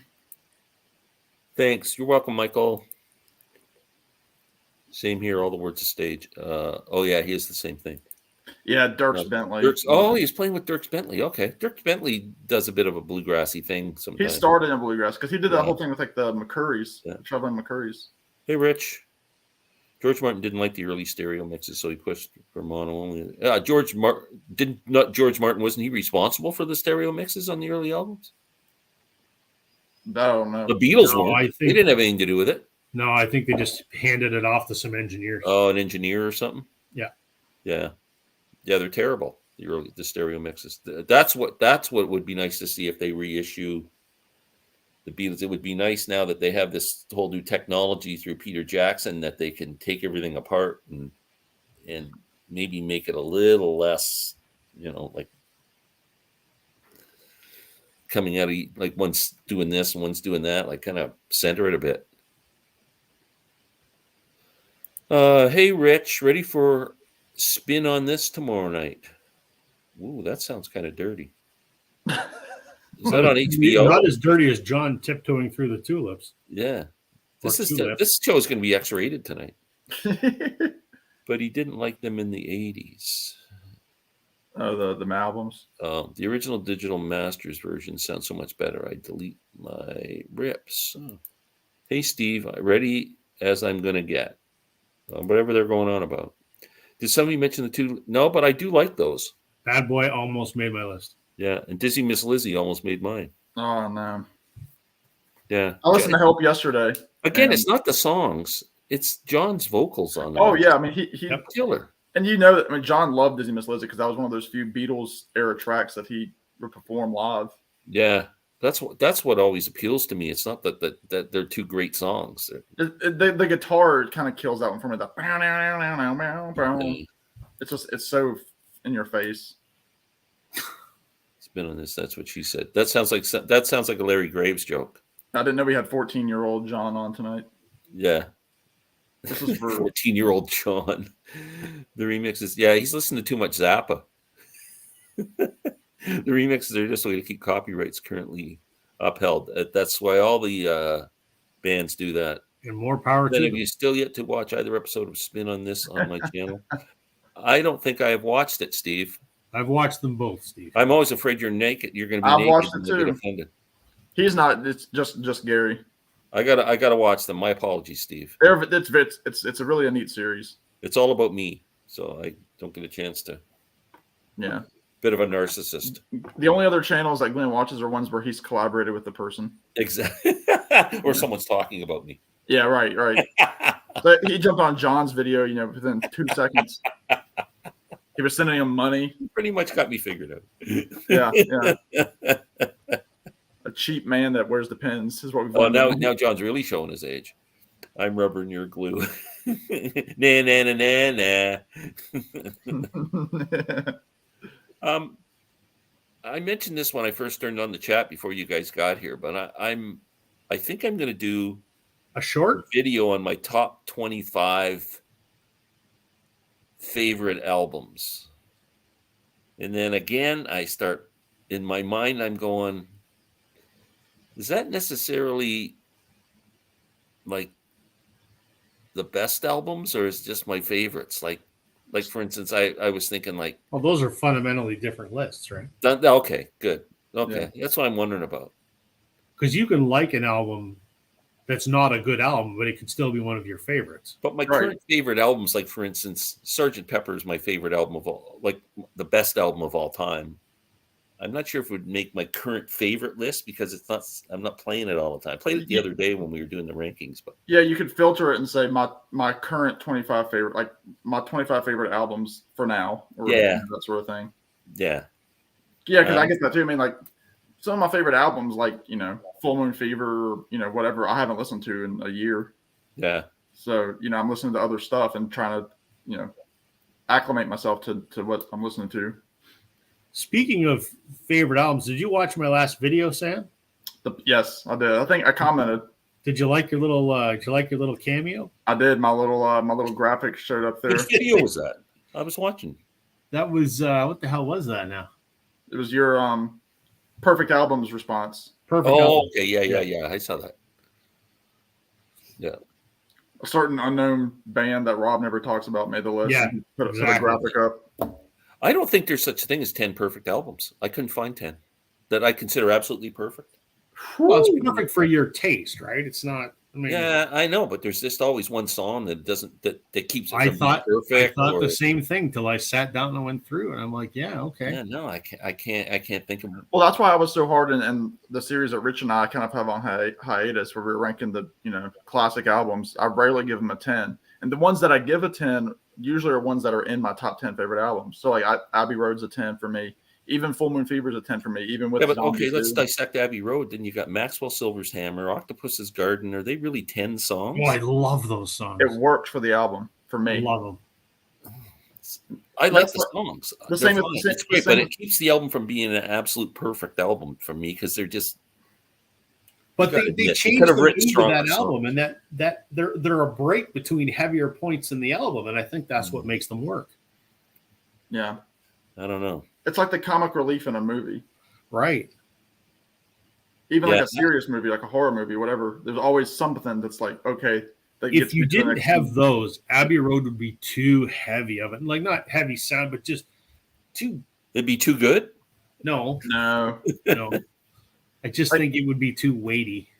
Like yeah, Come Together. No, I Want You, Sun King, Because it's like, yeah. Even You Never Give Me Your Money, like it's the slower ballads. Oh Darling. Oh, that whole side 2 is like a masterpiece. Yep.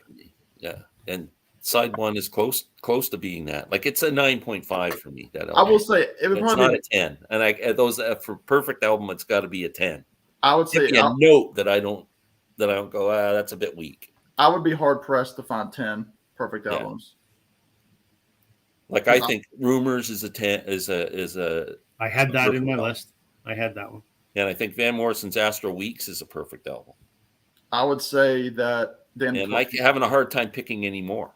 Dan the Torpedoes for me would be a 10. And that's Sgt. Pepper's for me is a perfect. That's not even my top 5 favorite Petty albums.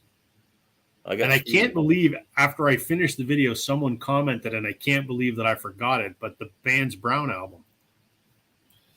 For me, that's perfect. I'm trying to think of the track list all the way through. It's pretty darn good. It's not, again, a 9.5. I'm trying to think. There's a couple of songs on there that. What's the last song on that album?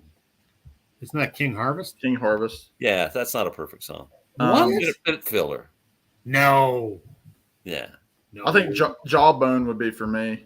Oh, I love that. Yeah, Jawbone's another one. Look Out Cleveland. There's 2 or 3 songs in there that are just under the perfect 10 score. A hot take, King Harvest is not a favorite song for me by any stretch. Yeah. It doesn't have to be a favorite song to still be just a great. I don't look at them as an individual song. I look at them I get that component of the entire album and the work. I mean, if that was the case, I mean, for me, like with Abbey Road, I mean, Her Majesty, like, is that necessary? If you're breaking down song by song, maybe not. But as a whole album, it's cool to have that kind of in the run out groove, like it's a bonus track. It kind of fits the album though after you're used to hearing it. Yeah. Well, yeah, because you have the end, and then you have the Beatles with that final little bit of cheekiness, with Her Majesty. Rumors and Back in Black are perfect. I'm not an AC/DC fan, so I can't. I would agree with you. I didn't do Back in Black either, and I probably should have. I won't because it's just the vocals and the music's awesome. Like, and I can't complain about any of their songs; are all great. But it's just the vocals great on I You would Get Some. say Moon Dance is pretty perfect for me. Even Yeah. the Yeah, but there's a couple songs on there too that aren't like really, Glad Tidings. Isn't that I great? love Glad Tidings. That's one of my Glass Houses. I wouldn't. I've never heard Glass Houses. John's such a big Billy Joel fan. If I was picking a perfect Billy Joel album, it would probably be Goodbye Yellow Brick Road. no, the Stranger would probably be closest to perfect. Yeah, I mean it's like 9 out of 10 of their songs are greatest hits. Yeah. I don't own a And single since you're Billy into Joel bluegrass, album. you should check them. I'm more than familiar with Trampled by Turtles. Great band. I've seen them twice, Josh. Oh, have you seen them? I saw them at a festival. I saw half of their set at a festival, and then I had to leave because it was getting late. Wow, very And then I cool. saw them open for the AVETs in They make 2019. some pretty good albums. I've heard of them twice. Glenn, you would have loved Molly Tuttle, by the way. Oh, I I saw your review, and Yeah, I'm just but- going, oh man. I bought all 3 of her albums after the show. Like, Oh, that's they're in great. the I've mail. just got one, but I looked up. You said she did "She's a Rainbow," the Stone song She did that covers album. cover, and I looked up the album it's on. I've got it in my cart in Amazon. I'm gonna buy it. Yeah, I bought I it. listened to it on Spotify after. It's fantastic. And it was just her on guitar doing the opening Yeah, set. So that's killer. She can flat pick, man. Yeah. Oh yeah, I would have loved to have seen that show. That sounded like you did a great review. I'm telling you, Glenn, if Old Crow shows up, I mean, they're cheap tickets. You know, you can get them for Yeah. $40. They never come up here. You need to go. No. Josh, if you're into bluegrass stuff, here's another fairly new bluegrass band out of Boston called Mile 12. They're fantastic. Check those guys out. There's a YouTube video of them doing a cover of Ramblin' Man, the Allman Brothers song. Oh man, you won't believe how good that is. No, The Wall is not a perfect album. It's not close to a perfect album No. to me. Dark Side's a perfect album. Yeah. Dark Side's a perfect album. Yeah, The Wall has it's all integral to the story, but there's all that stuff that like the trial and all that stuff. It just gets on your mind. Like I love Tommy, but I wouldn't consider Tommy a perfect album. But every song is necessary. Yeah. But it's not a perfect album. But I don't usually like perfection. Perfect. It's trying to think. It's pretty close. Because that's my thing. I don't usually like perfection. Like that's why I like, that's why I hang out with Glenn and Rob for one. And two, like that's why I like the crusty songwriter voices. Well, it depends how you describe perfection. Like perfection to me is like a raw sound is Right. doesn't mean it's not perfect. Like if I when I think of the word, like I hate overproduced albums, like going back to all those bands who were all popular at the same time, like Styx, Journey, Kansas, all those albums. Yeah. The albums are so perfect. There's not a note out of place. The vocals just sound so. They suck the soul right out of the music, as far as I'm concerned. But there are some people that can do it right, like Jeff Lynne, in my opinion. Where Yeah, it's I slick. agree. It's completely slick, but it works. Born to Run is my favorite Bruce Springsteen, but it's not a perfect album because of Night. Wow, that's big. I think it's the Meeting Across the River that's the weak song on that album. Darkness is almost perfect, except there's one or two. Like Candy's Room, I'm not a big fan of. I think that's the song that keeps it from being perfect for me. Would you say any Zeppelin album's perfect, Lynn? Man, With Zeppelin Zeppelin 4? 1's pretty freaking close. Pretty awesome. But yeah,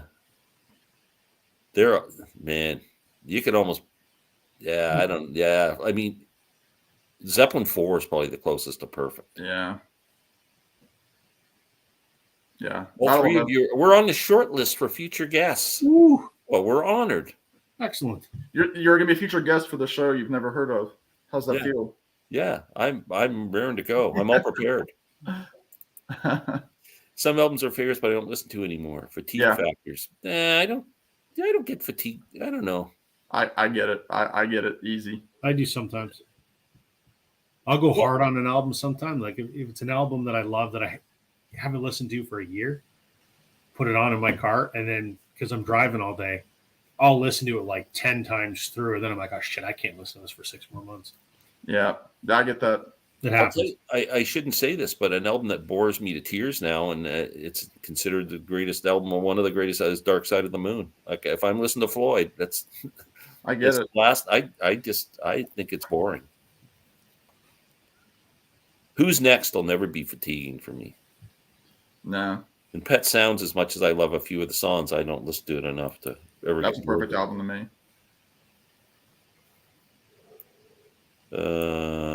I think I'm. Yeah, you got that. Where am I here? Are you going backward? Oh yes, Steve. It is a perfect album. Thank you.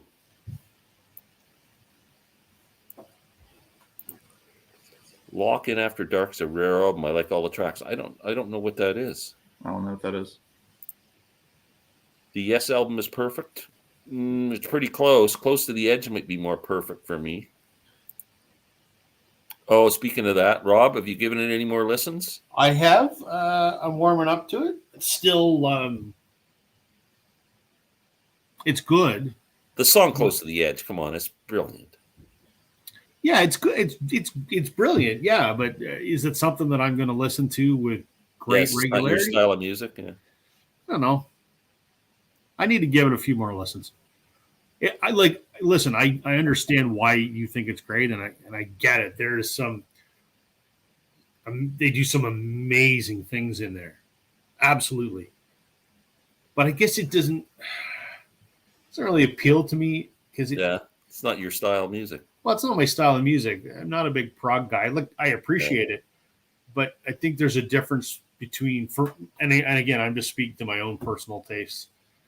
Being experimental for the sake of being experimental, and then making a little more structured music that is a little more pleasing to the ear. Again, Yeah. roast me all you want, everybody. That's just my personal taste. No, that's a lot of people. No, that's. I would say more people are probably more on your viewpoint there than. Listen, I appreciate the musicianship. I mean, as a guy that is a shitty guitar player, I listen to that Yes album and I go, holy fudge, like, oh, he's incredible. Incredible stuff on there. Yeah.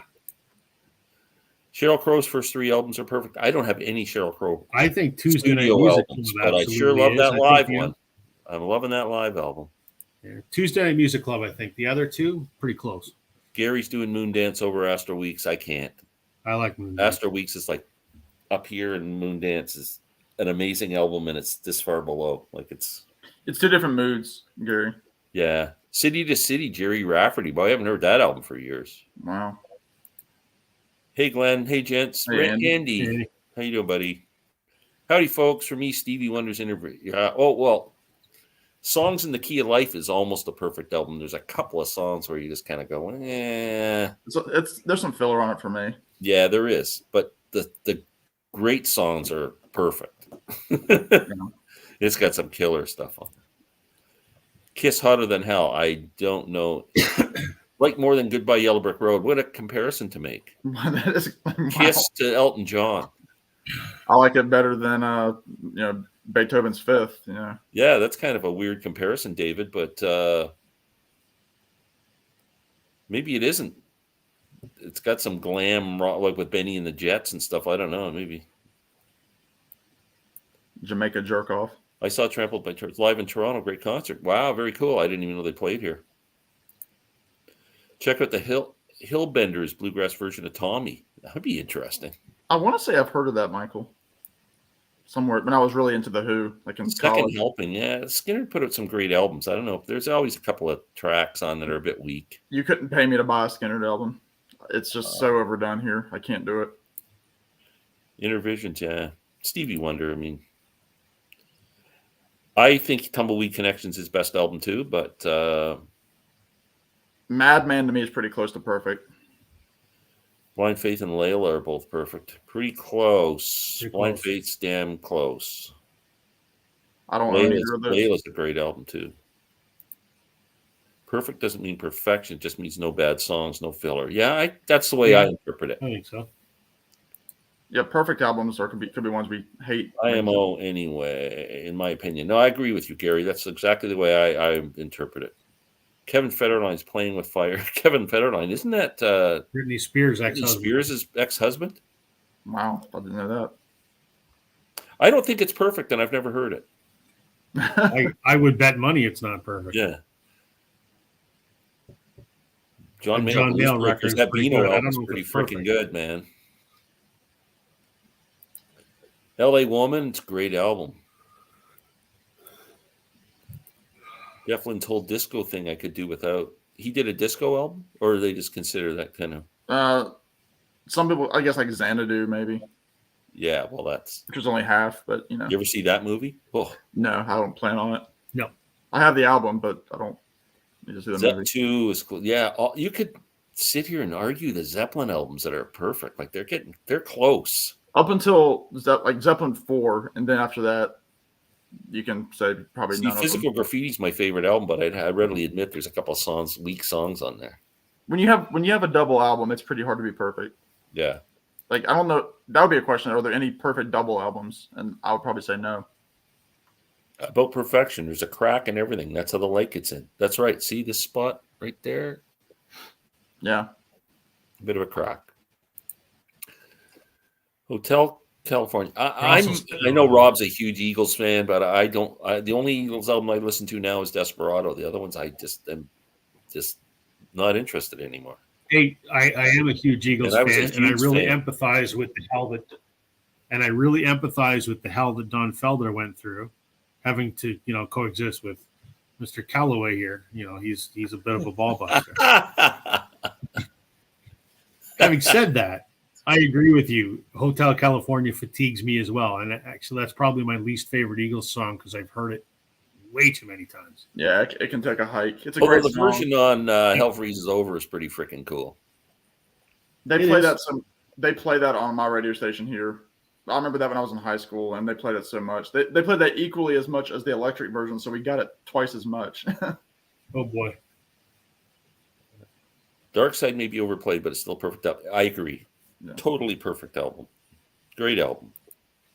Just bores me a little bit. The Circle could be up there, Glenn.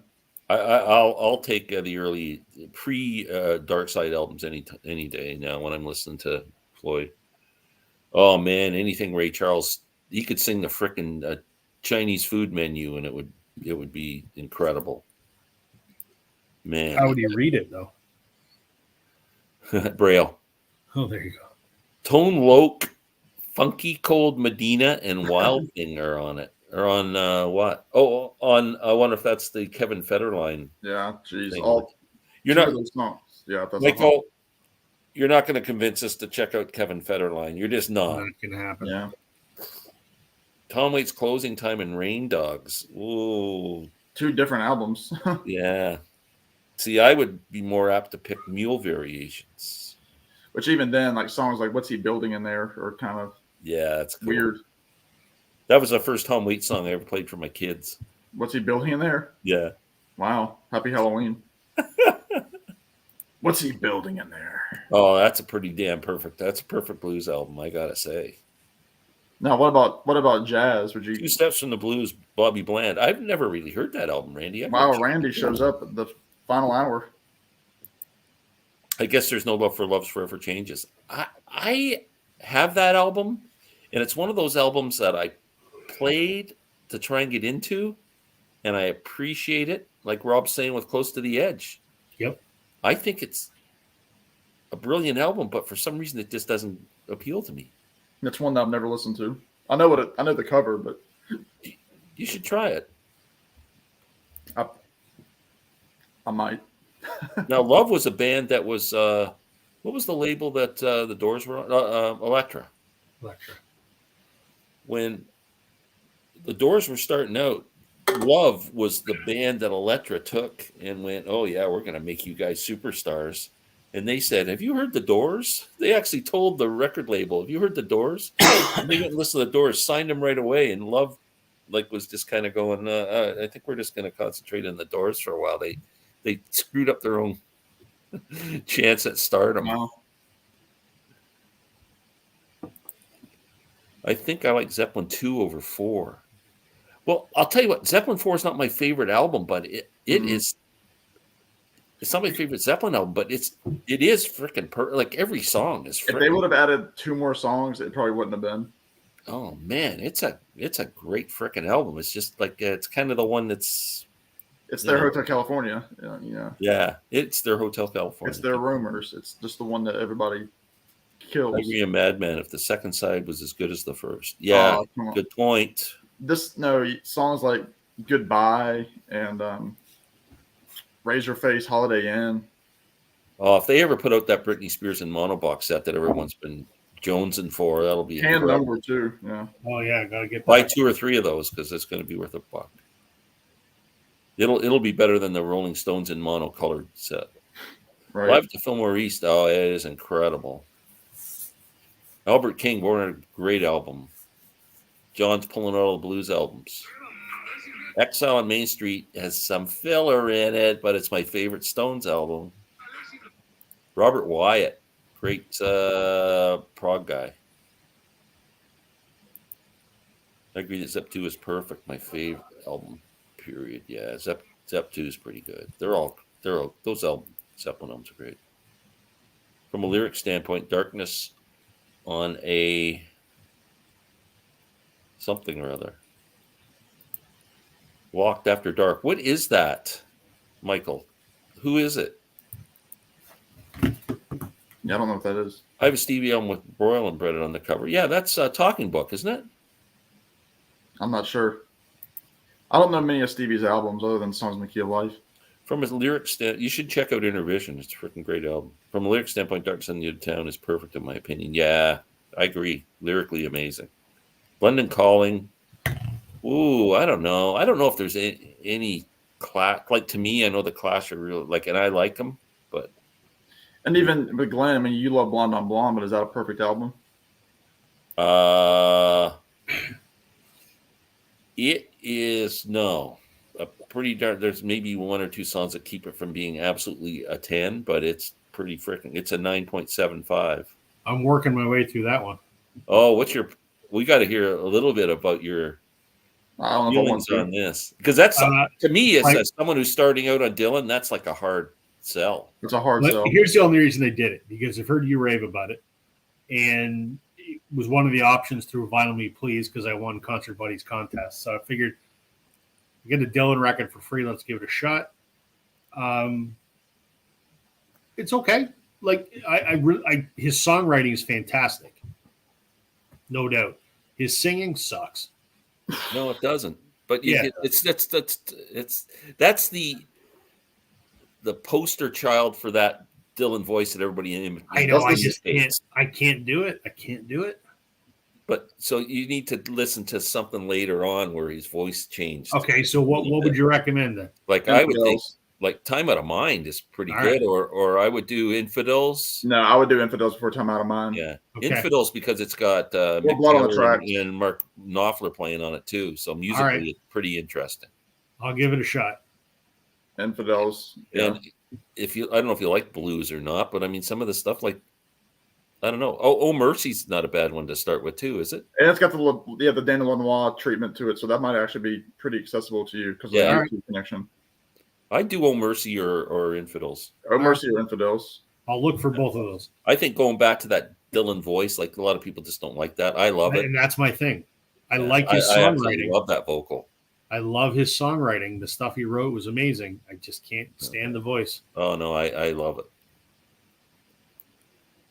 Yeah, I don't know if there's not a perfect double. Reed Randy on the Clash. Here comes some jazz, Sam. Art Blakey and the Jazz Messengers moaning. I need some more. I don't have any Art Blakey. I know, like I don't have any Art Blakey albums either. Dave George Allen came out. Yeah, it's a good album. Oh, I'll tell you a perfect album. It's hard for me to say perfect jazz albums because jazz again. It's a hard listen, right? So. The Getz Gilberto album for me is perfect. And I mean, you could say Kind of Blues a perfect album. Yeah, you could. Pulp, I don't know that. Most of those early Springsteen is overrated. No, I don't think he's overrated. Nah, don't say that. You just don't like him. You can't say he's overrated. What a career the man's had. The first 5 perfect albums that come to mind are Dark Side, Rumors, Moondance, My Aim Is True. Pretty close. Blue, yes. I like that, Rich. Wow. Beatles album is perfect. No. Sgt. Pepper's is perfect. Agreed. No, it's not. Rich, don't make me come to Philadelphia. Good Morning, and Getting Better aren't perfect songs. They are perfect. Oh, they are so. They are perfect. Nah. Listen to the bass lines and the guitar like that. Oh, Hey, it's not equal to the perfect. sun. It's not equal to the perfect. sun. Every note on that album is perfect. Joshua Tree starts out with 3 legendary tracks. And Disappointing. Man, I I don't wouldn't know. say disappointing, but I Man, didn't. we're getting heated. It's too late to get heated. Yeah, I agree that Joshua Tree tails off. So I did a U2 album in my video, but I picked Octung Baby because I think that is perfect. Joshua Tree is amazing, but it tails off towards the end. boy, Dylan, that Blood on the Tracks is pretty close too. It's up there. I'd probably Randy's say thanking Josh for agreeing with him on the Clash. I think Idiot Wind would be my least favorite on Blood on the Tracks. Maybe Josh and Randy should do a live chat and they can talk about the Clash. London Calling. Dylan's last album was really, really good. It's freaking awesome. It's so good. Yeah. Western Stars is perfect. I don't know. I know Sam's a fan, right? That's my favorite Springsteen album. Yeah. Yep. It's good for what it is. Like he did a great job on it. Like the whole concept of it and the mood of it and everything. It's like really like you got to give him. It's his Jimmy Webb album. You got to give him kudos for it for sure. Yeah, that's another one that's worth. Honestly, his voice was killer during the gospel period. Like, yeah, it was live, especially. That's when he was peak live. Yeah. Bridge Over Troubled Water, Simon and Garfunkel. There's a couple of songs on there that aren't so good. That can be close. I even like Baby Driver on that album. Yeah, see that I don't know. But then it's not perfect. No. Santana Braxis is pretty darn close too. Boy, there's not too many bad notes on that album. Notorious Bird Brothers. That's a great album because it's one of those that flows. But the Byrds didn't have a perfect album in my opinion. Not even Sweetheart. No, there's filler on all their albums. Yeah, they weren't fully an album. I Feel My Love. Yeah, he does a great job on that. Green River by Creedence is perfect. There's a couple again. There's a bit of filler on. We've stirred up some conversation here. We have. I agree with Gary about Blood on the Tracks. Yeah, I mean it's my number 3 favorite album ever. Revolver is Dr. Robert. No. I would say like Yellow Submarine makes it. Love You Too. I know Glenn likes it, but Love You Too. Oh yeah, I love You Too. How about Steely Dan? It's a good album. I've never heard it. Yes, that's a good point. That's what Springsteen was going for. I agree, but London Calling, it's a perfect double album. Wow, I've got it. Maybe I need to pull that out. That's one I've never listened to all the way through. John Wayne's album is perfectly bad. Yeah, I have a original sealed copy on 8-track. Never been opened from 1969 or whenever 70 or whenever it came out. That's probably a good thing that you've never opened it. Well, I don't know if it's worth any money. I meant so you don't have to hear it. Still originally sealed with all the stuff in it and everything.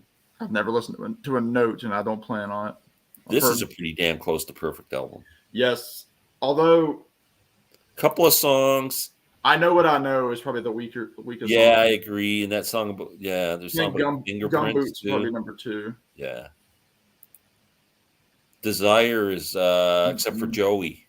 Desire's not one of my favorites. Oh, I love Desire. I love One More Cup of Coffee. Emmylou Harris singing on it. Oh man.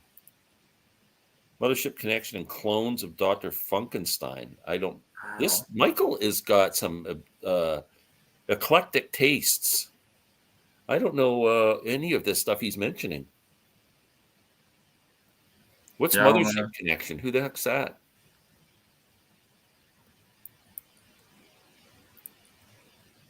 Heat Treatment and Howlin' Wind by Graham Parker are both perfect. No bad songs. Randy, go to bed. Sticky Fingers is close. Sticky Fingers is close, except for Bitch. Yeah, that's my least favorite. Probably the weakest song. Superfly. I haven't heard that for years. Nashville Skyline's perfect because it's so short. It's like it's 13 minutes or something. Yeah. It's almost an EP, that album. Johnny Cash excels that album. Wow. Well, it's in my favorite albums of all time too. So I love Jeez. the crooner Dylan voice. Band on the Run is Bluebird brings it down. I like Bluebird, but I can understand why some people think some of that album's kind of maybe a bit just excessive or something. Like they just try to fill it up, like expand some stuff. And but I think it's great. The first part's really good. I love it. They go into gets in it. It's kind of takes its time. Yeah, it's a great album. There's no doubt. Is there a big difference between what's a great album, what's a perfect album? Though that's what I keep thinking. Like this, like it comes down to a song or two. It's so subjective too. Sticky Fingers Yeah, over again, Exile. you could go with Yeah, I'm an Exile guy. I just like the rawness of it. They just seem so raw and angry or something. Crime of the Centuries. A lot of Supertramp albums are like really strong. I've never listened to any of George Clinton albums, but I do like funk a bit. Traffic, Low Spark. Yeah, Traffic's kind of the same almost thing with Band on the Run. There's always a couple of parts in it that are just kind of just a bit. Moody Blues. My Moody Blues would be In Search of the Lost Chord. That's an album that I might consider perfect, as I love every note on that album. So has this made you reconsider your 25 albums list video? What you're gonna do? No, I wrote down a list probably of about 30 songs, 30 albums that I'm gonna choose from. I was writing them out today. I might do the video tomorrow. Aloha from Hawaii, Michael. Oh, I thought he was from Hawaii. He's been on all night long. He's talking about Elvis. That's Elvis. Yeah. Is it? Mm-hmm. Yeah, that was the it's satellite album. Yeah. I agree with Sam. It's amazing. With Glenn on Kind of Blue. That's not a studio album. I've never heard this Vince Guaraldi's Charlie Brown studio Christmas. album. It's like such a respected hot album. water for this. For which one? What'd you get in hot water for? What? What'd you say? I said we can't do Aloha from Hawaii because it's not a studio album, and if we don't stick to studio albums, we tend to get in trouble. I'm just playing by your rules. How'd you learn your lesson, Rob? Elvis at the BBC is fantastic. Bowie Black Star is pretty good. It's a really good album that he left us with, but man, it makes me sad. Artist for Mothership Connection. Oh, okay. There we go. Thank you. Randy with all the knowledge. I don't know about Prisoner, but I sure love Heartbreaker. I'm with Rob about What's the Story, Morning Glory too. I think that's a perfect album. Yes, yeah. You had to be there. And the vinyl version is better than the CD version because there's an extra song. That would be sweet. The UK mono of Moody's Lost Chord. I just love that album. That's a real psych album, boy, from the 60s. My Aim is True is just a great frickin' album. All those short, punchy songs. It's just amazing. So you could say it's an album full of shorts. Yeah, you could. I prefer In a Silent Way over Car. I really like In a Silent Way. Too. I really like Miles Smiles a lot. Yeah, that's a good one too. Stardust is an incredible album from Willie Nelson. Oh. No live album, so no Frampton. Frampton Comes Alive is just, I can't do it. I would think I would throw up if someone put that on. Wow. I like it. Oh. I've seen that talk box. I mean, it just was all over. I mean, that's a huge album. There's no doubt. But then after that, he catapulted him to such stardom, and then he comes out with an album called I'm in You, which was just that was his ballad, yeah. And then David I had Bowie to do Hendrix list. The BBC sessions would definitely count. Yeah, I think BBC sessions. We're going to do our favorite Hendrix songs, and the BBC sessions are allowed. Kiss Alive, number one. I'm not a Kiss guy, so I can't even speak about Kiss albums.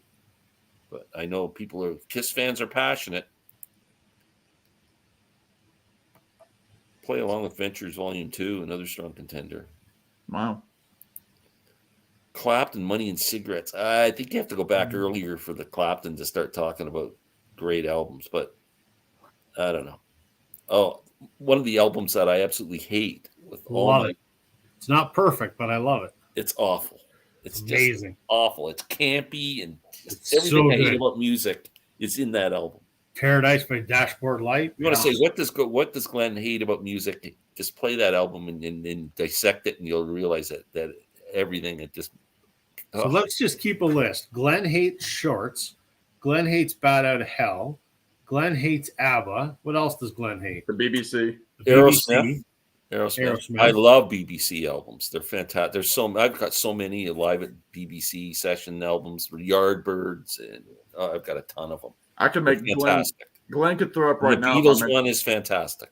If I mentioned Long Road Out of Eden, that's Glenn's favorite. Eagles that's bad. Yeah. Humble it would have Pie been Rock. Fine if it had More, been man, a that's a single great album. record. Long Road would have been fine if it had been a single album. No, it wouldn't have. Would have been fine if it never existed. Allman's first album. Yeah, the self-titled album's pretty damn good. Hendrix covered Day Tripper on the BBC sessions. I missed your picks. Did Rob pick Outskirts by Blue Rodeo? We weren't talking about it, actually. It just kind of came out because we did our top 10 Beatles covers. And then I mentioned I was going to do a video on. Oh no, we mentioned Rob did a video on perfect albums, and it was a response. It was a response to someone else's video. Mm-hmm. Yeah. Damon Talks Records was a new channel, so I did a response, and yes, I did pick Outskirts because my challenge was I don't think I could come up with 10. Yeah, Outskirts. That's when my little face shows up. Outskirts is a great album, but there's a couple of songs on there that would make it like a 9.5 for me. But do I have to pay royalties for that, Sam? Phenomenal album. We'll talk off camera. All right, I'll send you a Jay's hat. Oh yeah, well that'll hit the trash real quick. Gary is to Hendrix what I am to Billy Joel. Dead. The Sgt. Pepper movie sank Frampton for a while. Oh yeah, that too. That was he made some bad career moves. I'm in You and the Sgt. Pepper movie. Yeah, killed him. He put out an album called, I think it's called Fingerprints. Correct me if I'm wrong. It's almost like I think it's a all instrumental guitar album that he put out in like the 90s or something. That's really good. He put out a version of Black Hole Sun on it. Soundgarden. Really good. He put out an instrumental album just the other year. Yeah, because he does While My Guitar Gently Weeps. He's a great guitar. Oh yeah, it's sad what he's going through. No Meatloaf. No, it's a Meatloaf-free zone. The Kinks' Arthur's a great freaking record. Skydigger's first album. I don't know that one, but Rob might. Ooh, I have it, and it's I wouldn't say it's perfect, but it's really good. I got it. It's phenomenal. Israeli Gears is close to perfect, except for the last song about the baby, Ginger Baker doing a song about the baby getting washed down the drain or whatever. That kind of takes it to a lower level. Tapestry and Teaser for the Firecat. Yeah, you're getting pretty close there, Rich. Wow. There it is. Yeah. Cool. And my copy's signed by the band. Oh, wow. Very cool. I have connections in the Skydiggers camp. Well, there you go. My buddy's the drummer. Oh. We went to school together. Oh, that's cool. Thin Lizzy, Life Live. I've never heard it. Is that an early Thin Lizzy with Gary Moore? I think John Wesley Harding for me is close to Dylan God to a perfect album. I am that's in my top 3-4 Dylan albums, John Wesley Harding. I absolutely love it. Are you a fan of that album, Sam? Yeah, it's pretty good. I mean, it's not one that I've listened to a lot. It was a later purchase for me for Dylan. But I mean, I love like Frankie and the Ballad of Judas Priest. Oh yeah, that's a great song. Then and John Wesley Harding was on that, and the song John Wesley Harding. That's a pretty good album. Yeah, it's good. Fly Like an Eagle, Steve. I'm not a huge Steve Miller guy. Let me tell you, I saw Steve Miller in 2019. One of the best shows I've ever seen. Wow. Cosmos Factory. Yeah, it's almost a hits album, that thing. That's a pretty cool album. You should do a top 10 Beatles covers where other artists did the covering. Yeah, that's That's kind of almost impossible though, because there's thousands of covers. yeah. No, and none of them match the Beatles. Crosby's Well, I've got National some Deja Vu, covers that Dave almost Grohl almost played on. perfect. Everybody I Love You is probably stops it from being perfect. Yeah. Meatloaf Out of the Hell is de facto Born on Ride. It's nothing to do with bad. I'm sorry, you guys are making me mad. Can we stop talking about Meatloaf? It's killing me here. Killing me. Beautiful copy of the I'm going to slide. find a copy in VCLT to you, Glenn.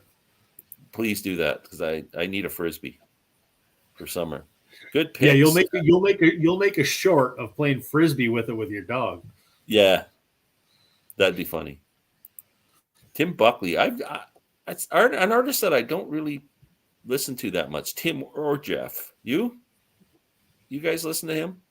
I watched Jeff Witcher's video on Grace, which was good, but Yeah. it's not an album that I would ever buy. Thanks, John. Both are favorites. Is it Teasing the Firecat? What's the Cat Stevens album that has Father and Son on it? And It's called Father and Son. no, the album's not called Father. T for the Tillerman. T for the Tillerman. I like that one better than Teaser and the Firecat. Oh yeah, anything Little Feet touches. T for the Tillerman's one he just re-recorded for the 50th, and he duets with himself on Father and Son. His old voice and his young voice. It's incredible. Oh wow. Oh, it's so sad, but it's beautiful. I mean, it's Really? wonderful. Yeah. Interesting. So that's might be on my top 25 album list. Meatloaf is good. That's what it's good with. If you send it to me, I'm going to put gravy on it. Wow. Well, we're almost at the end of the night here, guys. Yeah, I'm needing to call it a night. We need Fading here. anybody want to talk about what they're up to or promote their channels or I've got a couple of new probably tomorrow I'll film my February finds, just because you feel like you have to.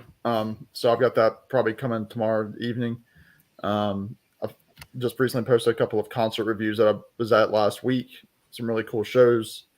And hopefully sometime in the near future doing another episode of albums that shape me. I think I've got an idea of one or two that are on the short list, so I just haven't decided yet.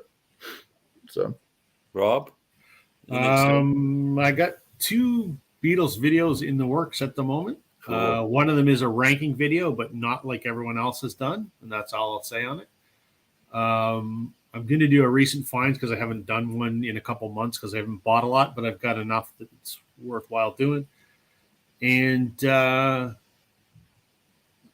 stay tuned. John and I are going to start working on our first podcast for the vinyl community. That's pretty cool. I like podcast. that. That'll be interesting. I'll look forward to that. One thing I do want to mention, I meant to mention earlier, is the other day we did the live chat with Larry, and he brought on one of my favorite artists, Arthur Brown. That was amazing. That was pretty freaking cool. And Arthur, the question was asked to him from somebody in the viewers that what's his favorite bands, and he was talking about current bands, and he mentioned he was going to see this band called Comets Are Coming. I wrote it down, and I checked them out on Spotify. It is the coolest music. It's a bit of electronica, but with a jazz saxophone. And it sounds really cool. It's all instrumental stuff. And then I went on Amazon. They've got like a lot of records. wow. Then I went on the Steve Hoffman forum and put on you, and there was one thread there about the band and some of the records and stuff. So I ordered 2 albums. And Wow. they're coming on Thursday. I will say I've got One on vinyl and one on CD. I've got an exciting group of albums hopefully getting here later this week that I got from Plaid Room Records. Really? Yeah. My buddy Tommy has a friend who's really into records, and he tipped Tommy off about it.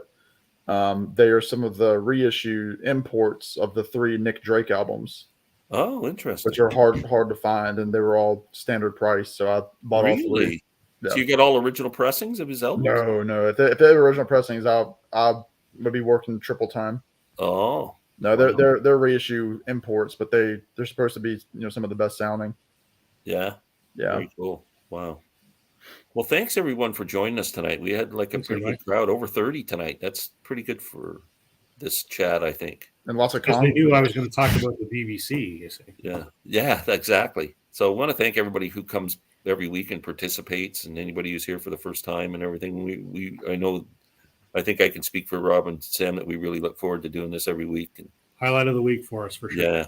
And thank you to everybody that in we the appreciate chat it. that finally got me to 670. So Oh, wow. Very cool. Congrats, So, Sam. another thing I got to mention is I seem to be going down in viewers. I was up to like 1788 or something like that. Now I'm at 1780. And I keep losing a couple a day. And I keep thinking, I bet you it's my stand on shorts. Like people are getting offended who do shorts and then they watch my rant and then they go, screw you. yeah, but Like, you I don't can't need think them. of why I anymore. keep. Sometimes YouTube does an audit and you Yeah. drop a few, but this just seems a little weird. Like it's just one at a time. And I'm That's what going, mine's been like that for a month or two. I've been Yeah. stuck at 750 for like 6 weeks, and it's just goes up one, down one, up one, down one. It's like I can't. I've been in YouTube now for They'll be close to 2.5 years, and my subscriber count just stays put. I can't do anything it's about funny it. how to do it. Like I don't know. Well, I mean, the goal for me was 1,000. After that, that's still my goal. It's a moot point, but still, I'm so close to 2,000. It would just be nice to see that number, but that's just for an ego thing. I just want the 1,000 for the arbitrary milestone. That's it. It's a great Just- milestone. It is, and I get it. I'll get there in 3 years, I might Yeah. have to do some shorts to 3 get more years. Well, that's why people are doing the shorts. 'Cause They they're don't work. Shorts don't work for me. I've tried. They I don't like they, shorts either. they don't work for me. Yeah, well, I'm glad to hear that. No, Well, I'm seriously- glad to hear it in a way, and I'm not in another way because I'd like you deserve much more support, both you guys. Yeah, it's just that's the tough part is that you put all the work into it and everything, and you stay Yeah. right here. I mean, like I said, I've been here since December of 2020, and I'm hovering where I'm hovering. It's and- hard right now. I don't know what it is. There's not a lot of people. I don't know if if the vinyl community is getting saturated or Yes, very much so. Might be. I had this conversation with Concert Buddy. It might have been when he was on a week or so ago, or it might have been one of the many other times I've talked to him recently. And I said, I was in a bit of a creative rut. I'm just like, I'm working harder and harder on each video, and I'm trying to up my game on editing and all this other stuff. And I put more and more effort in, and get nothing back out of it. I still get the enjoyment of doing it. I still enjoy creating the product, but And this, and I enjoy all this too. But it was just kind of like, is all the hard work, if it's not making you really got to be doing it for yourself. Like if you sit there and go, what would people like to see? Right. You're and that's exactly doomed it. to fail. I had lost track of why I was doing it. It's not about how many people watch it. It's about me doing this to talk about records because my wife could care less about hearing about it. Yeah, you want to share a passion for a certain thing, right? Exactly. If one person responds and went, "Hey, I've never heard that before. I'm going to check it out." That makes you feel really as good as anything, right? Yeah. And when someone comes back another video, so hey, I listened to I've had a bunch of people I turned on to Arthur Brown who never really paid attention. A lot of them are commenting on Larry's live chat, going, "Yeah, I got into it." That was a cool experience. Yeah. You looked like a kid in a candy store. Oh man. Well, hey, that's like 30 years from go fast forward 25 years and you're sitting on a live chat and someone brings Bono on. Right. I shit myself. Yeah. It was pretty cool. Yeah. Yeah. So anyway, guys, thanks everyone. We'll see you next Tuesday. Thanks, everybody. And we'll be talking. Thanks, guys. Bye, guys. Bye. Good night. Good night.